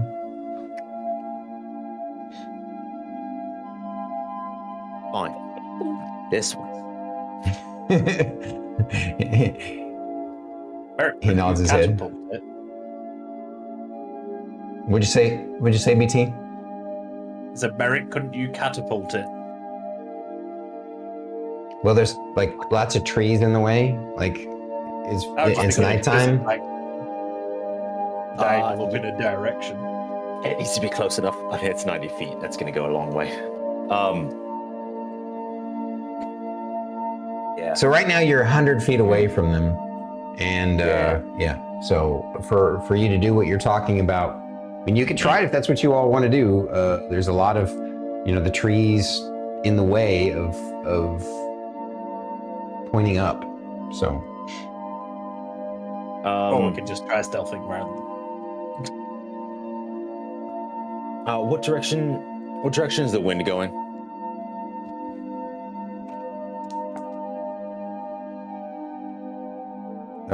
It's a slight breeze, and it's going from north to south.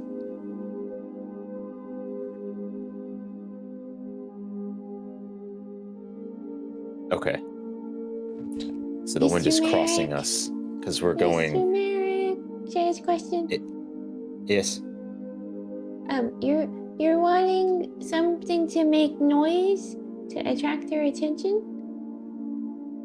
Yes. Shae could ask the trees.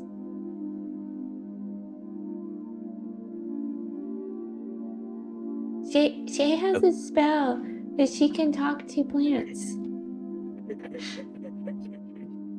That's it. Please.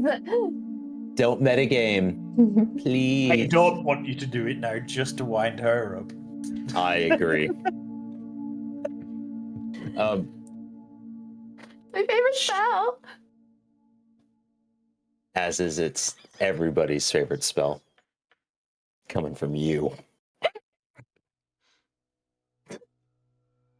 I've been waiting. I'm gonna play a druid just so I never use speak with animals and never talk to plants.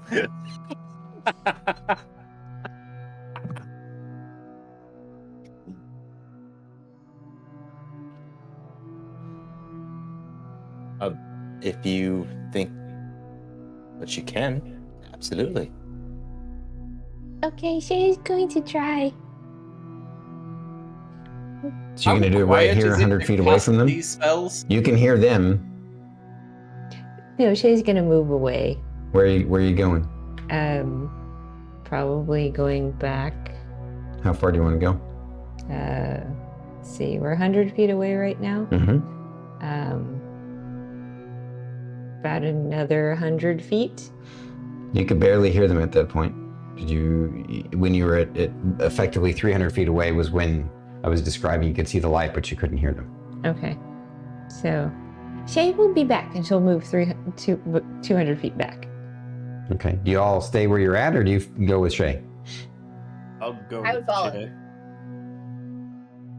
I would follow. Sorry, I took my mic off because I'm excited. It's okay. All right. So you guys make 300 way back, or 200 way back, 300 away from the giants, and you cast Speak with Animals. Shae reaches out to the tree and she casts a spell, Speak with Plants. Hello? This is Shae. Hello? You hear. I'm gonna do this different than Isles in the Mist, okay? You hear. What's a shit? Shae is me. What is you? We are tree. You are tree? Hello, tree. Tree. Can you hear me okay, guys, when I do that? Yep. Hello, tree. I was wondering if you could ask your friends to help us. Help you what? Make noise. We are tree. We don't make noise. Well, you make noise when you blow in the wind, correct? We are tree. Can't make our own wind. Can you move your branches? We are tree. Don't move. No tree ants in this area. What's a tree ant? Your character would know what a tree ant is. Or do you suddenly, you had a brain fart moment? Tree ants are like people, but they are trees that move and talk and fight. Okay. They're the guardians of the forest, but there are none here. Are there any animals around? Yes, Which direction? all around us. Squirrels, birds, insects, creatures of the night, bats. Shae starts looking around. I mean, sure, there's occasionally animals around and such. Okay. BT looks for a street corner. Creatures of the Well, night. you need to speak up. I didn't hear you. What'd you say, BT? BT looks round for a street corner. Creatures of the night. What? This is not Rocky Horror Picture Show. Thank you very much. That's hard without a D.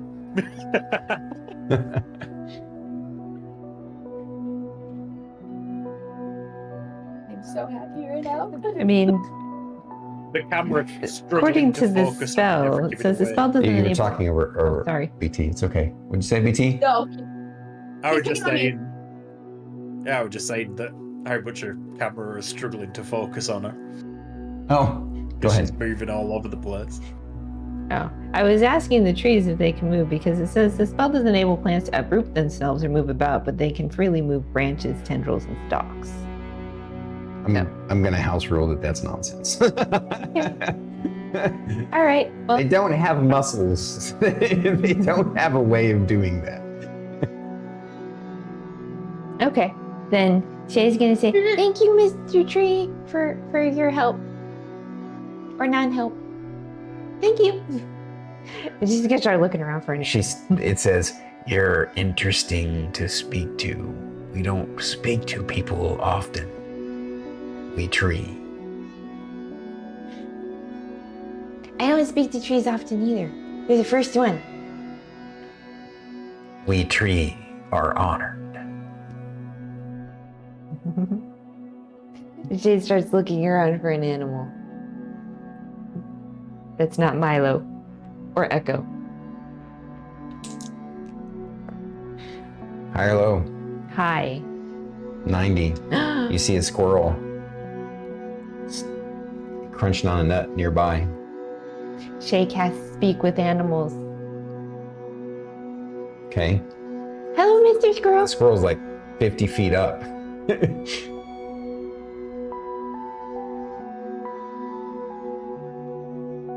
50 feet up.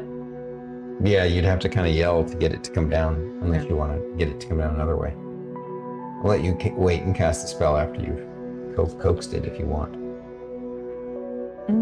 Is handle animal a skill in 5e? It's a skill. Mm-hmm. Okay. Shay's gonna look around for any type of nut. Okay, roll me a survival check for Foraging? foraging. And you have advantage, I believe, in your favorite terrain. Or something like that. You Yeah, get searching twice as for a much nut. if you... I get twice as much. Nut. Yeah, forage twice as much. Okay, roll. 18. 18. You are able to find... there's a nearby pecan tree. And you find some pecans. You guys just see Shae running all over the place. She grabs a whole bunch of pecans. She comes back and she's like, Milo, how do I get this squirrel down? Milo goes, you ask him that? Have you cast the spell yet? Well, yes, she probably would have cast the spell because she wants to talk to the squirrel. So she wants to talk to the squirrel. She didn't stop to think that she could actually speak with Milo through Yes. this. And suddenly you hear him say,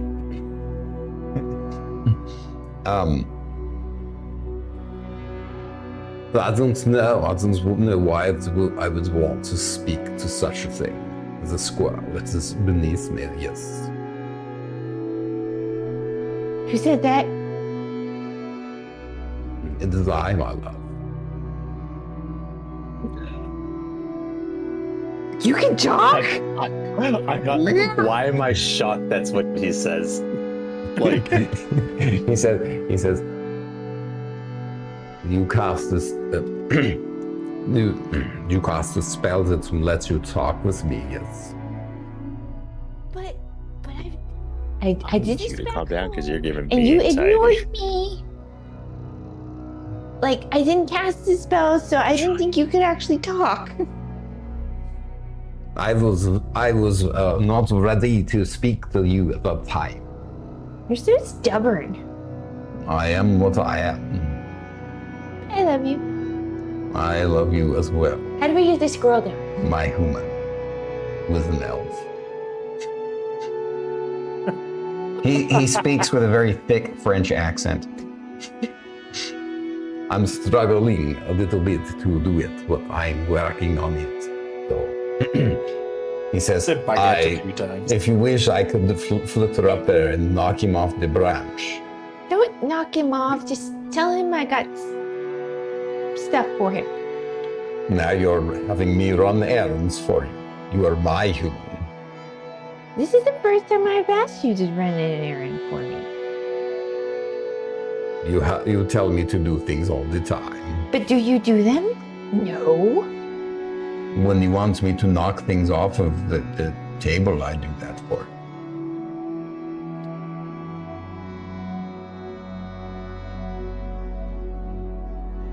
Well, maybe I do that because I want to. Yeah, I think you do that because you just want to make the invisible people work. But it's interesting to find them wandering about. Are you gonna help me or no? Would there be treats available and belly rubs? Of course. You have your own special compartment of treats in my bag. It's more delicious when you feed them to me. When do I not? When you make me get them myself. Get your butt up there and ask Mr. Squirrel to come down. Yes, ma'am. He flies up there. The girl gets scared and runs down. Hello, Mr. Squirrel. Hello there. How are you talking to me? Because I'm special. Oh, I'm special too. I fall out of trees a lot and hurt my head a long time ago. So all my friends tell me I'm special. It's fun being special, isn't it? Yes, it is. Are you hungry? I'm always hungry. I have stuff for you. You do? What do you have? These. And I show him the pecans. Did you shell them or not? Well, I was gonna ask him if he wanted them shelled or not. So do you? Would you prefer these shelled or unshelled? Well, if you want to break them for me, that would be great. Yes. Cool. I can break them for you if you can help me out. As you're doing this, Milo comes and plops on your shoulder and says, "Did I do well with my lovely woman, human?" Yes, you did. I will All give right. you treats in a moment. I'm negotiating with the squirrel. I find this fascinating. So, Mr. Squirrel, will you help me out? Of course. If you give me lots of nuts and foods and stuff, I'd be glad to help you out. Just don't eat me. Oh, I won't eat you. I just need your help with gathering some prints to make lots and lots of noise for us in that direction over there. Which direction are you pointing? What direction did we need the noise to be made? Either north or south. You want to hear the description again? So you're facing their camp west, right? To the left of them, or basically to the south of them, to the left, is where that hillock is with all the large rocks around it and stuff. To the right, it's a thick underbrush with where the forest gets quite a bit thicker. I mean, obviously for a giant, it's not going to be that big of a deal, but it'd be a little bit tougher for you guys to travel through. Without making noise, I should say. So which direction did we need them to make noise?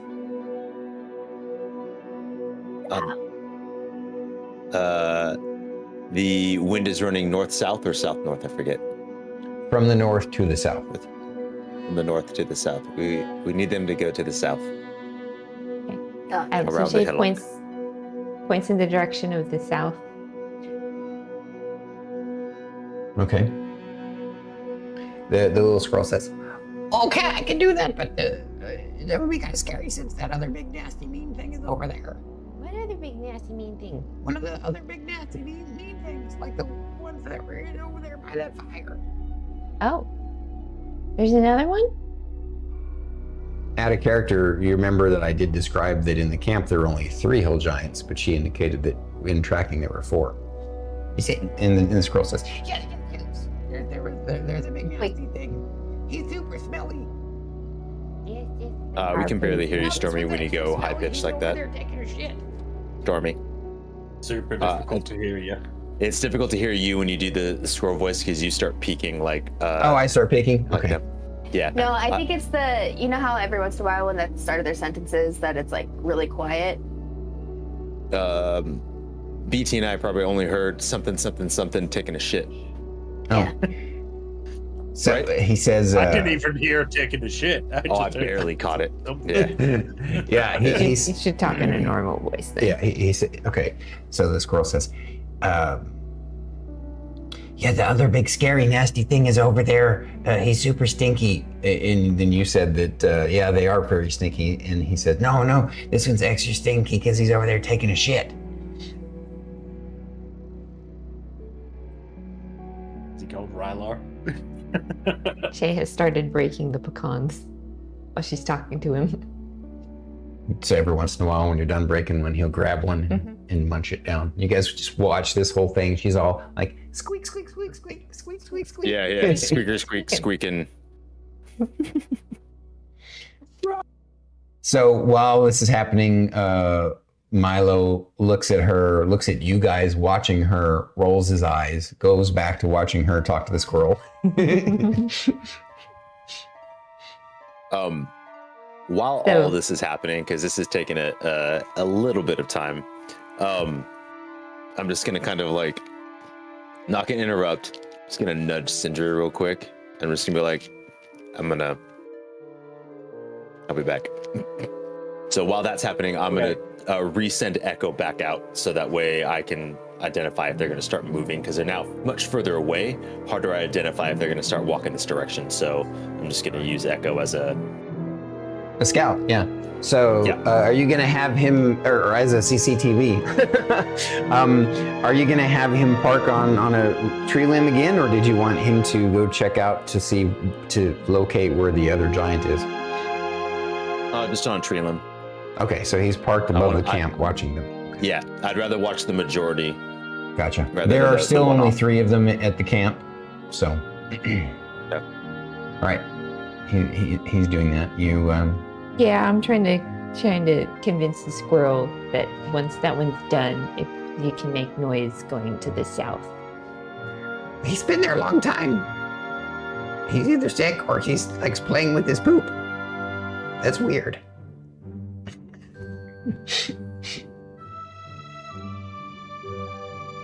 Really is Rylar.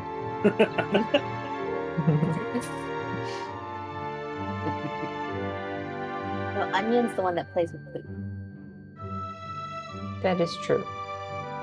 I was in that campaign. Ryler would just like to talk about his poop. He didn't play with it. Let's see. Been there a while? Why would we be there a while? Which direction is this one in? It's directly to the south, on the other side of the hillock, around some of the rocks.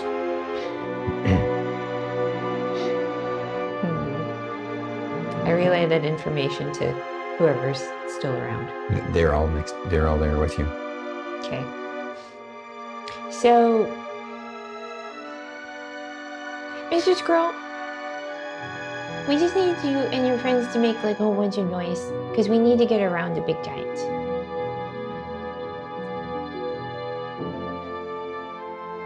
The squirrel's like, Well, damn, what's in it for us? That's super dangerous. All these pecans. Well, I can pick pecans myself. But can you unshell them yourself? Yeah, I can store them for later, too. This is a lot of them. Right here, right now, that you can store. Just for you. roll me a persuasion check. Yeah. 6. This girl goes, Kick rocks. I got better things to do.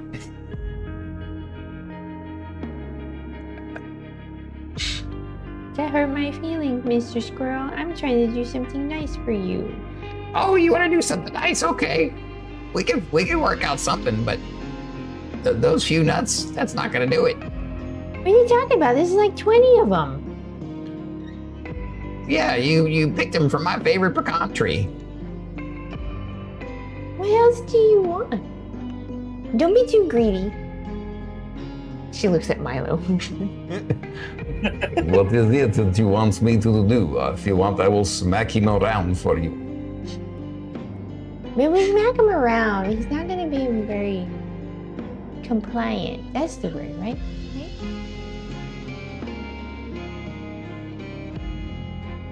Plotting torture and revenge of a squirrel. Does Milo speak Draconic? He does. Oh, Milo understands Draconic. He understands Draconic. Ah.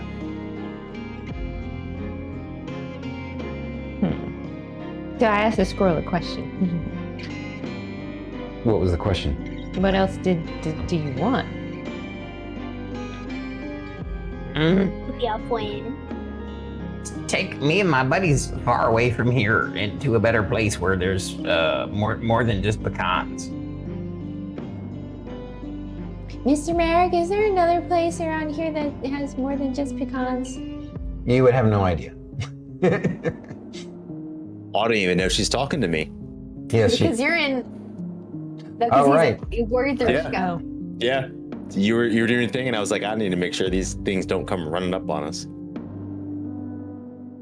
Because Merrik, Sindri's been informed that he can't hear, Sindri's going to turn and go, I believe there's a lot of fruit and nuts from where we're going, is there not? Nod Merrick's head. Sierra's just standing there like,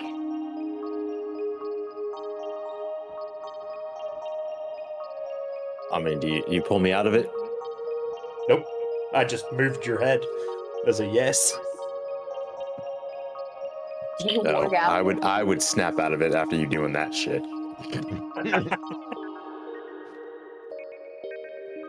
Okay. Yes? Mr. Merrik, do you know if there's That was another good answer. area in the direction we're going that has more than just pecans to eat?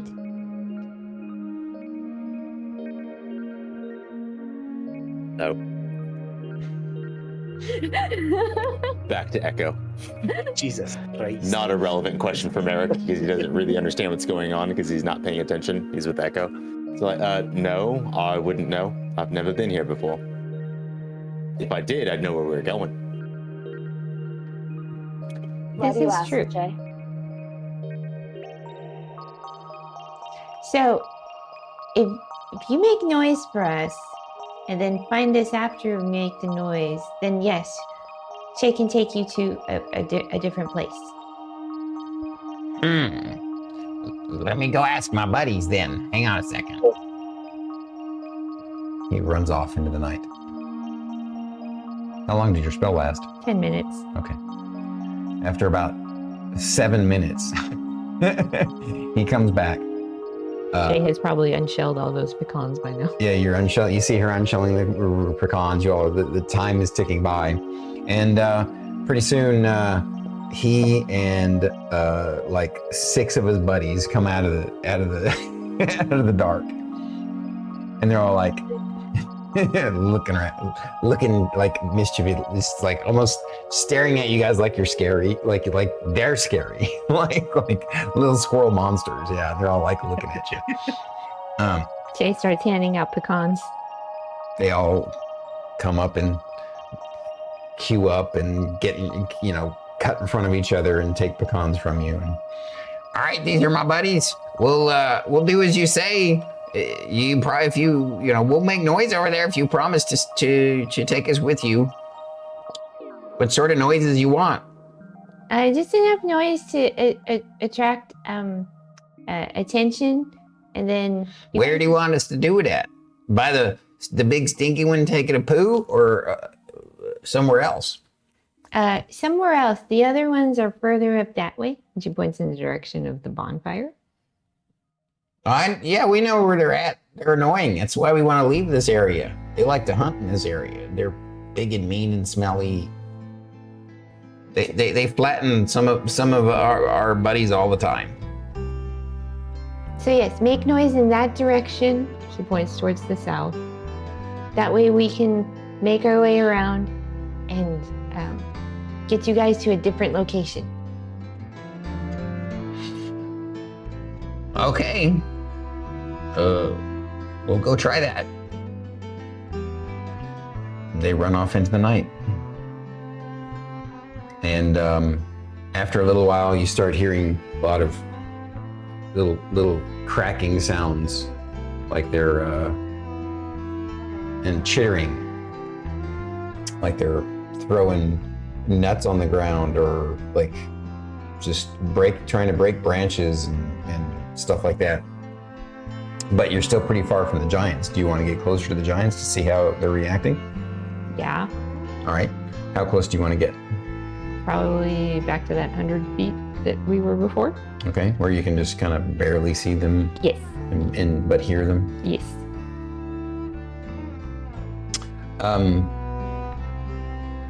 Sneakily. Pretty. Yeah. Well, you don't have to at this point. You're still far enough away. You don't have to sneak. If you try and get closer than the 100 feet, from 100 feet up, I'll have you roll a stealth check to get to the 30 feet. But from this vantage point, you don't have to.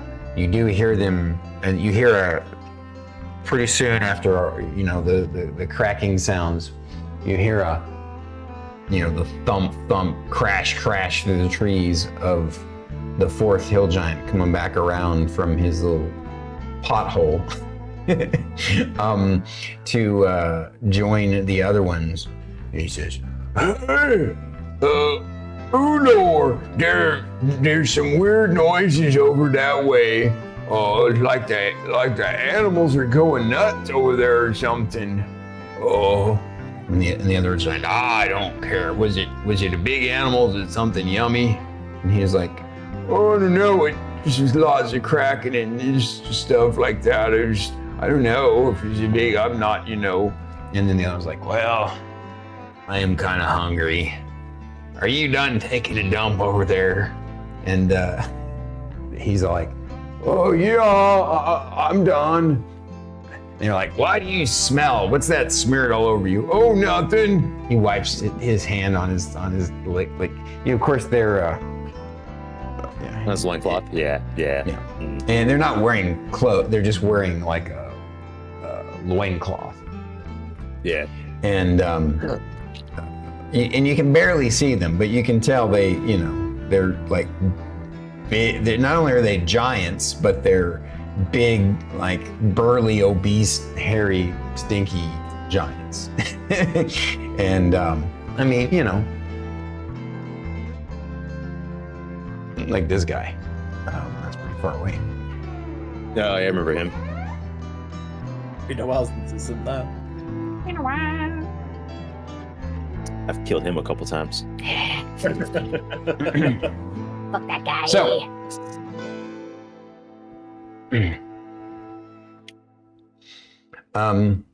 at this, they say, well, just in case it's an elk, you go that way and try and chase it back this way.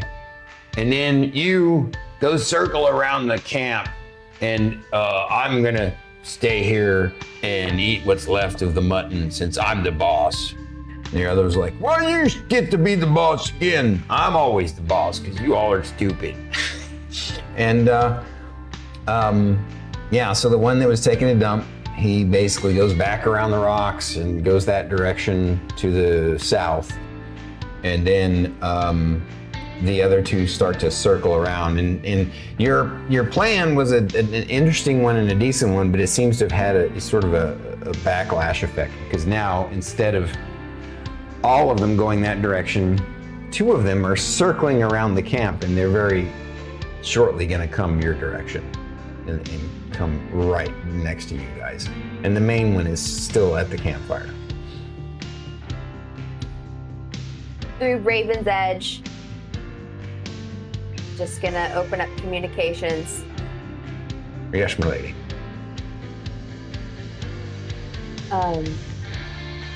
Ask the team if we are ready to fight or flee.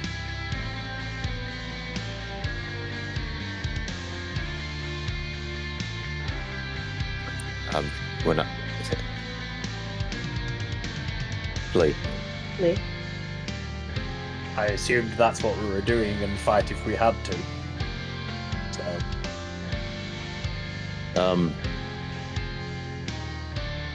Ooh. How dark is it still?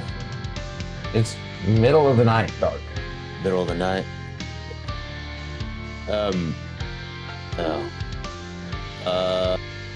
Alright, well, I have another idea. It's not smart to go around them or go through them, so we should just go over them. But you might want to back up a bit. So, Milo can transform and get you over the edge. Just go up high. Come back down. Thyra can fly on her own, and Sindri, you can twin cast fly, yeah? Sure. Excellent. So we're While flying. they're distracted with looking for something, we might as well try to just fly up and around and over them. That way they don't actually track our scent, because they're now going to be circling. They're going to probably smell us here, but then we will no longer exist here, because we didn't go left or right.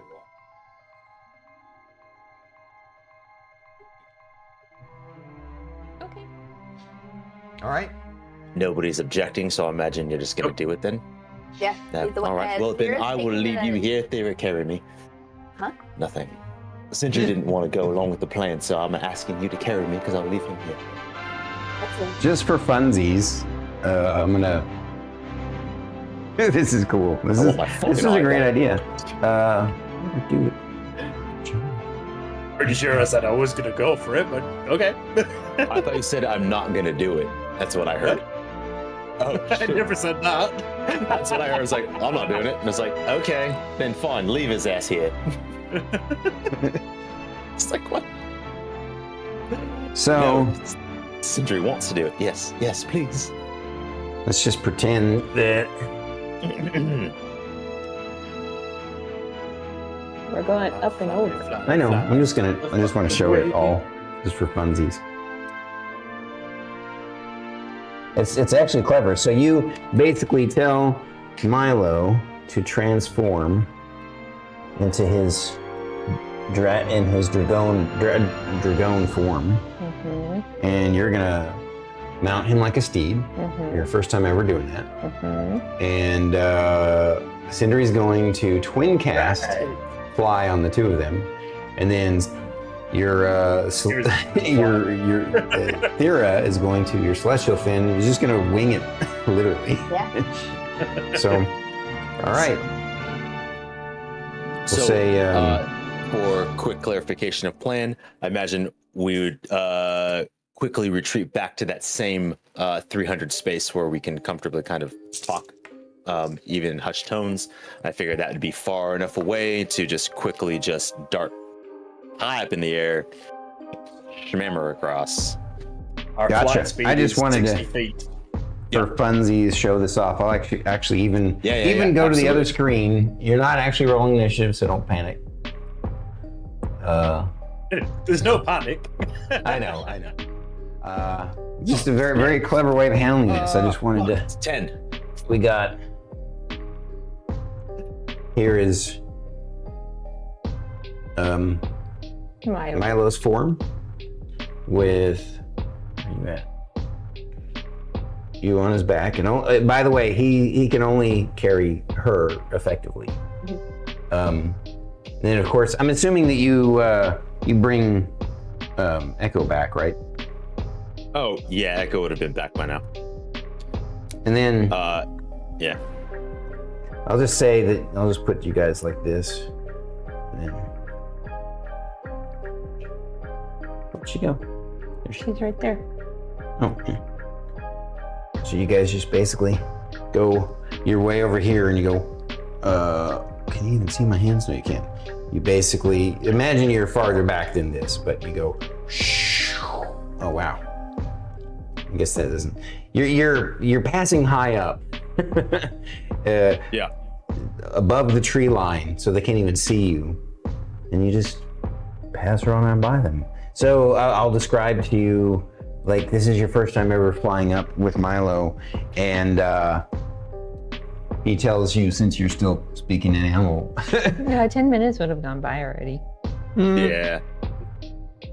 I don't know about that. I mean, we're close. I mean, I was teasing about the 7 minutes, but. Oh.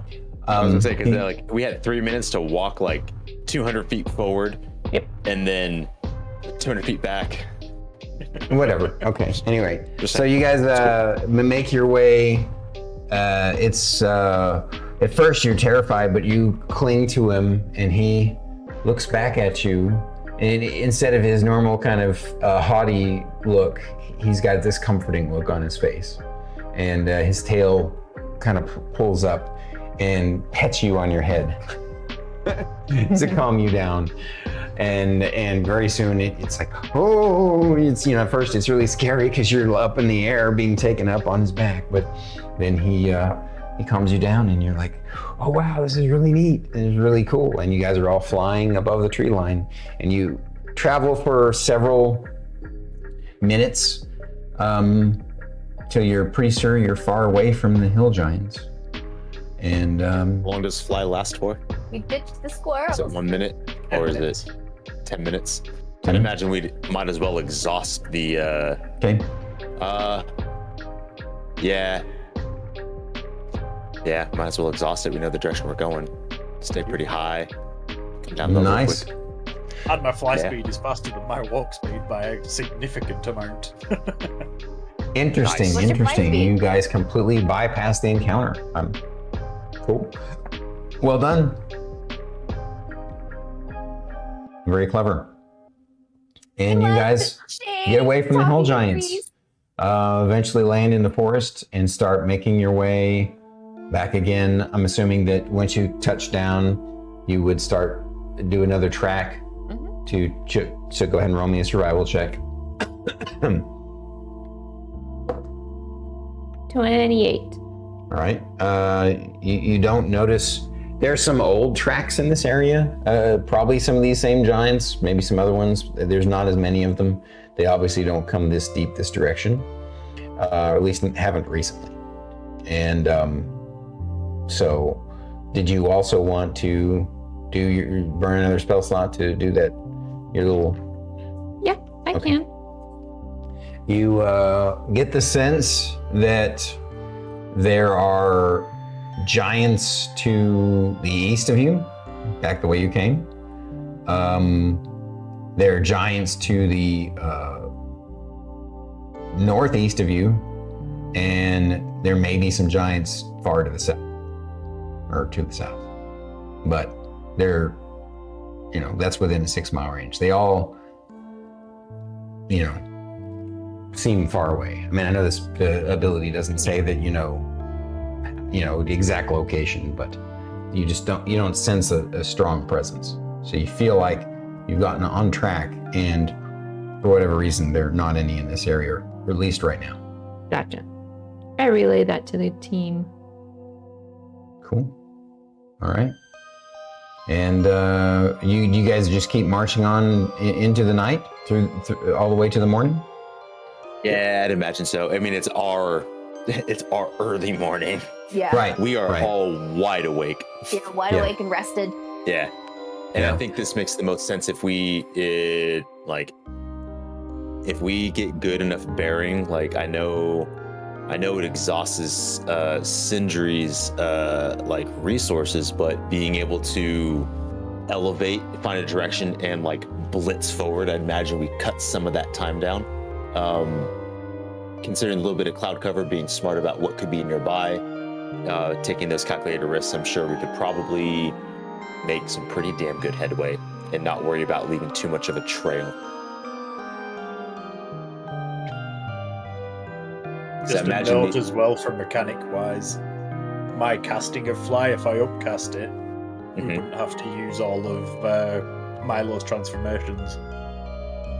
Oh, because we do 3? If you upcast it, you get an additional creature. To be clear, Milo's transformations that are only for combat, the temporary ones, the ones that are limited. Oh, okay. When he just transforms in casual mode and he doesn't have to fight and be stressed out, then there's not really a limit. She can just ride him for right, and that I think she can just ride him as her steed for as long as she wants. It's that's just so cool. It's when it's become a stressful situation that he can only stay in that form for a period of time before it kind of overwhelms him. That would essentially give me 6, 7, 8, 9 castings of fly per day without saving any spells if we had. That's 90 minutes of flight, which, so what I'll do is I'll say that you guys resources. Yeah, you came up with it's only a what level spell is it? It's a third level, so I've just basically I've calculated I've got 9 spell slots from 3rd upwards. Oh, I see what you're saying. You're gonna wait. Yeah, so I can use the higher level spells to cast it. Oh, but it does exhaust all your highest level resources if you guys get into a fight. It could be a risk. Are you going to use all 9 of them, or what? Like how many of them do you want to use to get farther along? I mean, at the very least, I'd be willing to use all my 3rd level slots, which is 3, and then see where we end up. Because we'd also be able to see if there's any good camping spots in the distance we could head towards. Yeah, I feel it might not be a bad idea to if we're gonna alternating and make the most use out of flight and understanding what's on the ground, do some travel on the ground, see what's happening, figure out if there's anything that we need to be aware of that could be tracking in the area or hunting in the area, get up, blitz forward, come down, do a bit of that, and then hopscotching. So we have an idea of what this is. There's another way you could save a little bit of your resources. Even though I said that only Sindri, she can only, only Milo can only take her as a mount. Sindri is small and light enough, that. I was gonna say, is Thyra strong enough to carry both of them? Because I feel because she's pretty strong. Well, Thyra's not both of them, but Milo could affect. He'd be a little extra tired, but he could carry both you and Sindri, because Sindri is effectively like a backpack, right? And then if she wanted to carry Merrik, I would say that would be an easy thing for her to do. Yeah. I mean, you and Milo are both going to be pretty tired by the end of it. but then there's no limit. You don't even have to use up spell slots at all. It's clever. Yeah, my That's weight clever. is 40 plus gear, I'll have you and Milo. which is staff and cloak. Wow. Yeah, I'll have you and Milo roll Constitution saving throws for however many for each hour that you want to travel in this way. Now, I'm assuming that you want to do this at night and don't want to do it during the day where you could be spotted. Okay. Correct. Well, there's another probably 9 hours of darkness left of this night. So roll me 9 Constitution saving throws. I would also like to say I do feel that it would make sense for us to fly for a bit, come down, and I know still making the con checks, but like just in context, like down, kind of rest, like walk it for a little bit, and take our breaks, get some nom-noms. Yeah, not constant 9-hour flight. Merrik would like that. That makes sense. Then if that's the case, then I would reduce it to maybe 5 checks. Okay. So how Do many you want me to checks? just? Yeah. It's a Constitution saving throw. 5 times. This is just for the tell me flyers. one at a time. They're carrying us. Yeah. 23. Okay. 13 for the first one. Gotcha. 19 for the second. Okay. 26 for the second. Okay. What's the minimum that Milo and you can get? The minimum you can get is a 4? Yeah, because his con is a +3. No, he should also have, if you read the way it reads, he's going to have certain saving throws that he's proficient in. It's not just his ability score. I thought for all his saving throws, he gets to add your proficiency onto them too. Yeah. What'd you get over there? It would be 16 for my third. Oh yeah, and you said your minimum is what again? 7. Your so okay, you have a total of a +6 then? Correct. Okay, all right, cool.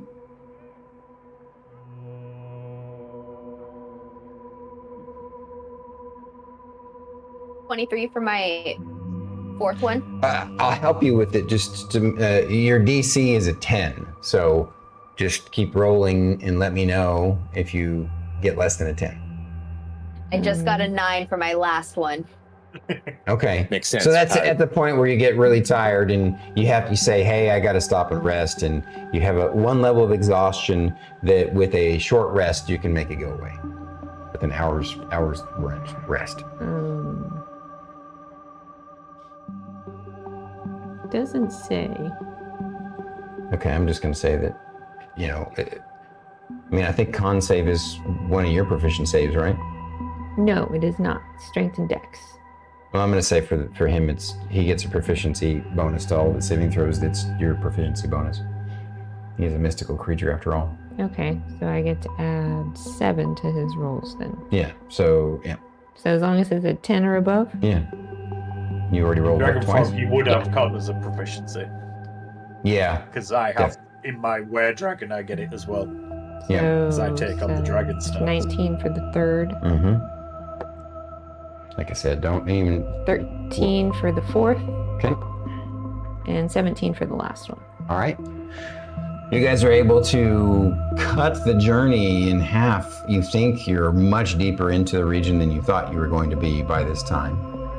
And the dawn is coming up ahead. And now that dawn, the hay, that beautiful glow of dawn is coming, you definitely see in a few directions the movement of the trees in such a way that there may be giants, both to deep to the west, to the south, to the north.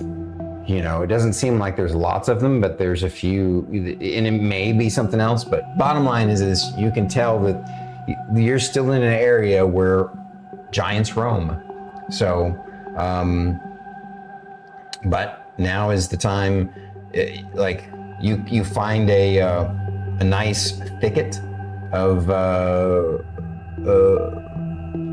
trees and there's kind of a wadi that looks like it was made long ago by a dried up creek, and it seems like a good place where you could like tuck yourselves under and make a camp for the night, for the day.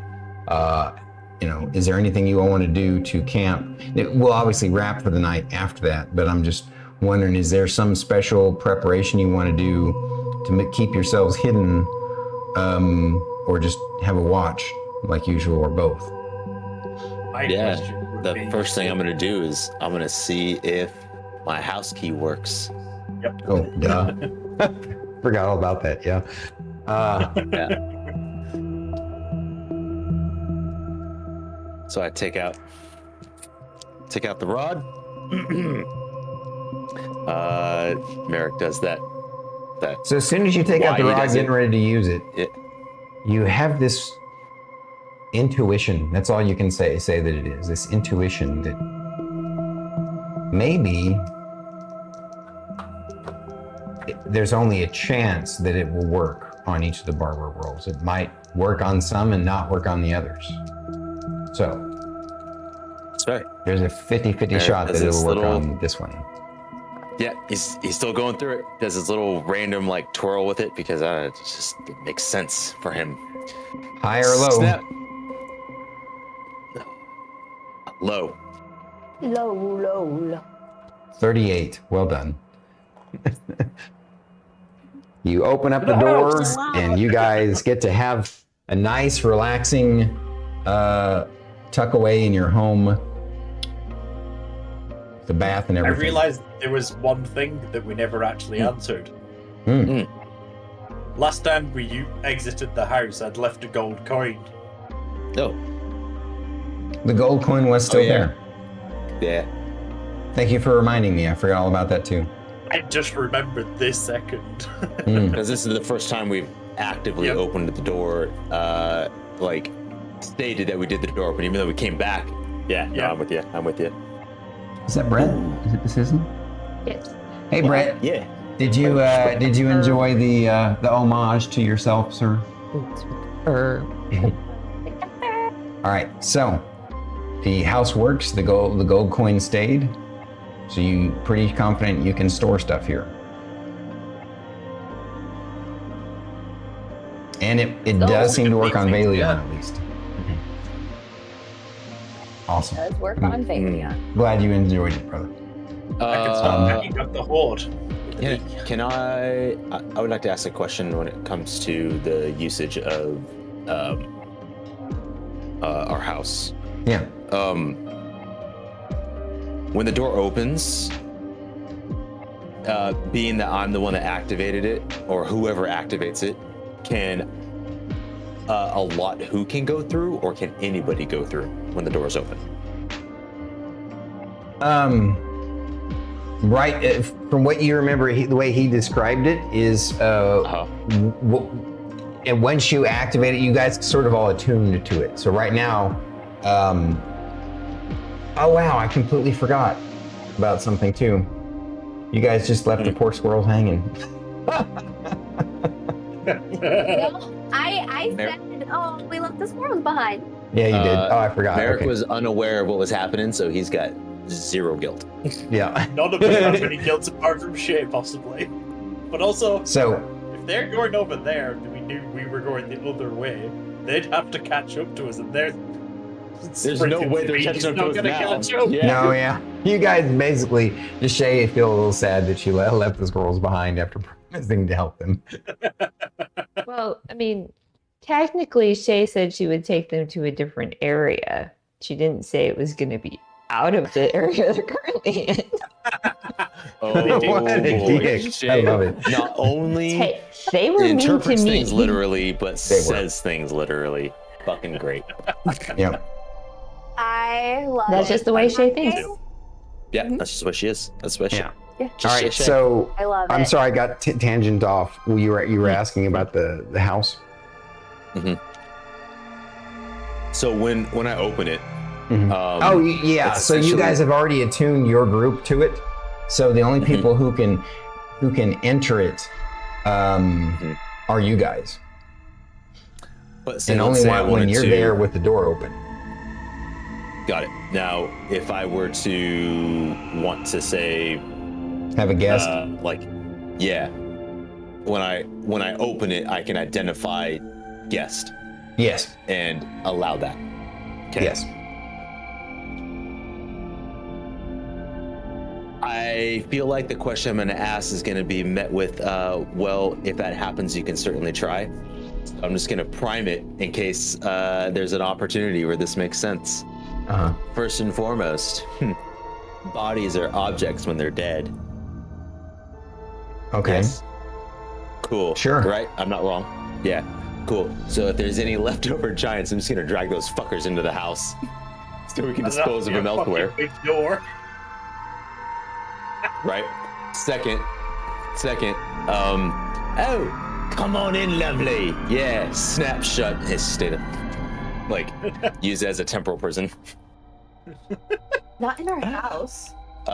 Yeah, I know one of us would have to stay there. Don't get me wrong. I'm very much aware of that aspect, but they could not get out unless they had the rod.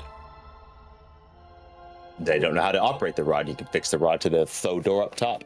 What I would like to add that's going to upset Druid, if we had have brought the squirrels with us, they could have been pets in the house. Because there's no way they'd leave the cushy house that's got servants and fridges. But every 24 hours, they would get kicked out. Yeah. Pretty sure they'd Anyway. latch onto you. The more important thing is just I want to make sure I can bring guests in. Food doesn't Is stay my most overnight, important. from what Stormy said. It's not true. Because you said that we would have to bring food in. No, I said you can stock the place with your own Oh. food. Because the creator had already stocked it with some food. Oh, okay. You can bring whatever you want in. So basically, non-sentient things can be left in it. Up the giants, drag them into the house, They're not going to leave fit them to the there door, until- I can tell you that. It's a standard-sized house door. That's what I said, chop them up. You're going to have to Oh, put them on. It's not going to happen. Yeah.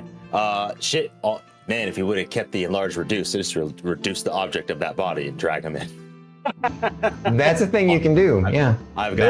Magic will get around almost anything. Yeah. But yeah, cool. Excellent. Oh, I like the fact that we have the... Ooh. Can Thyra still Oracle game on the Barbary world? You haven't tried that yet. I'll say that this evening when you all rest for the night, I tried, you find that for you sure. can't. Yeah, no. But wouldn't that be great? How does that work? VPN.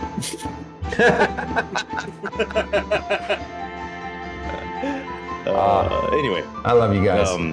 That's great. Alrighty. Main recommendation. Yeah. Plague Pals. It's their 24-hour stream anniversary, 4 years. Holy crap. They're doing a fundraiser. And they're doing a fundraiser. Perfect. Yeah. Nailed it. All right. Guys, first, we're going to raid out the Plague Pals. Go check them out. They're amazing. We've had Plague Dragon on Bandwidth and Banter, and we got to play the Alien TTRPG Druid and I did with her on Old Man Garrus's channel. It was amazing. So, yeah, go check them out. And we're going to raid into them. Thank you all for being here. We'll be back again next Saturday. And don't forget to check out all these lovely, amazing streamers. So, yeah, let me find them. Raid.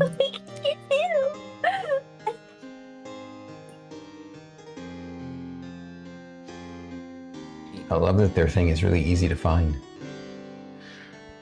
All right, queuing up this raid plane. Everybody, put your seats and trays in their upright position.